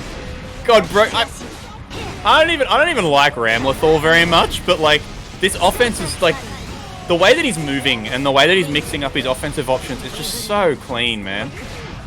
Alright, gets a nice hit out. Oh. Ooh, big 2H, no counting it though, so pretty much just the raw hit itself. Ah, that's unfortunate. Oh, no. Just the run-up throw. Oh, that's real bad. That's going to do it. Yeah, just going to send those ones. And this is tournament point. It is tournament point. If you want your man evasion to keep this one alive, send your hopes and dreams to him right now. Man's going to need a spirit bomb to win this one. Gets hit with it again. Just crossing up at the last moment and getting caught by it. Oh, tries to go for it twice. I saw those swords being reared back for a big swing twice. Reeling up to slam on the top of the dome piece, but got interrupted that time, luckily enough for evasion. Quick punch and then the full wreck is set up. Oh, man, this offense starts. Blocks. Punish. Blocks it that time. Good damage though there. Very good. Good damage. That's going to be the round. Yep, spend the cap. There's no reason to not spend it there. You have to. Right, keeping himself alive. Going to be going regardless, so spend your bar. That's not a way to keep yourself alive. No. If you go into just copping some damage at round start. No, and sitting in the corner against Ed is also not a good way to keep yourself alive. Although it looks like he missed up the timing of his mix-up there, the little dust one. Well, it's working out for him quite well. Oh my god, that could do it. Is this going to be... there, but it's not able to do anything with that. No, one more hit here. Evasion. Blue RC down. Okay, this is how the comeback starts. Oh my god. Oh, it's the 5-10! And there it is. Tito Ed is your UNGA Down Under Guilty Gear Strive Season 1 Round 4 champion in a absolutely oppressive series of games against evasion there in Winners Finals and Grand Finals. That was a monstrous effort from the lab monster himself, and that was a nasty, nasty, nasty run, man. Yeah, and just looking at the bracket starting from the top 8, Tito was only versing Nago. Was he? No way. Oh, he was! He was! Took out Explosive and then took out Evasion twice, so I think they're very comfortable with that matchup at this point. I was about to say, regardless of all of the labbing and the fancy setups that Tito has with this RAM on this new patch, just very comfortable into that matchup right now. It feels. Yeah, exactly right. You can have all the fancy mix-ups in the world, and I mean, look, he did get a lot of mileage out of them for sure. Oh, yeah. However, like it's that matchup understanding. Once his entire game plan appeared to be, at least from my perspective, once I have evasion in the corner, I'm fine. Yeah, that's all he seemed to care about. Even if it was all like just block-based pressure and spending your tension, things like that. But if he got that corner, that's where it all started, you know. So congratulations to Tito Ed there for taking that one out in a convincing fashion. He will get some well-suited points. He's going to be looking at nearly the top of the leaderboards now for this season, I'd say. So he's looking at those finest ungamentals for that extra cash prize. Which, actually, before we go, if you would like to contribute to said prize, ladies and gentlemen, if you've enjoyed what you've seen today, despite Nightbot not wanting to work for us today, there is your donation link there. Oh, it did work now. Well, there you go. If you want to hit that link and support the prize pool for the players, our goal at the moment is our next goal is at $600. We are currently at $415. If we get to that $600, then as I mentioned previously, the finest Ungamentals player, the person that gets #1 in our positioning for the season, will get a bonus $200 instead of $100. And then, of course, at $1,000, we have the custom artwork that we have given out every season so far, because by the miracle of the community being as amazing as they are, we have hit our donation goals every season so far. We'll have some custom art for the winner by Quasimodox this season. So if you haven't seen Quasimodox, I believe Derek linked their Twitter earlier in the day. Check out the art, absolutely disgustingly good stuff. And if you want to support what we do, that's the best way to do it, outside of watching, which you all do now already, which means the absolute world to us. Now, Mr. GL Phoenix, is there anything you want to tell the people before we lose them? Thanks for having me. It's been a lot of fun. Keep on playing Strive. It's a lot of fun. Yeah, is there a place people can find you? Anywhere that you'd like them to follow you, hit you up on? My Twitter, which you can see just below me, is @GeoPhoenix_. On Twitch, I do stream every now and then. Yes. @GeoPhoenix, or just GeoPhoenix is my Twitch. I mostly do speedrunning stuff, but I do play fighting games from time to time. But very, very nice. Well, please go send this this lovely person a follow right now, if you haven't already. It was a pleasure having you on, man. I'm going to quickly plug myself. There's my Twitter if you want to follow me. Obviously, the Twitch is right there as well, same username. Hit me up if you haven't already. I love talking to the people. But with that, I think we're pretty much done, my man. That's going to be it for us. Any parting words before you go? You want to see the people off? Oh, God, I'm terrible at that. You take I'm sorry, I put you on the spot. That's entirely on me, brother. Well, thank you everyone so much for joining us tonight. My name is Tom. I've been joined by the handsome gentleman here, GL Phoenix. Catch us next Friday for Street Fighter 5 You are watching UNGA Down Under. Thank you very much, guys. See you next week. Have a good one.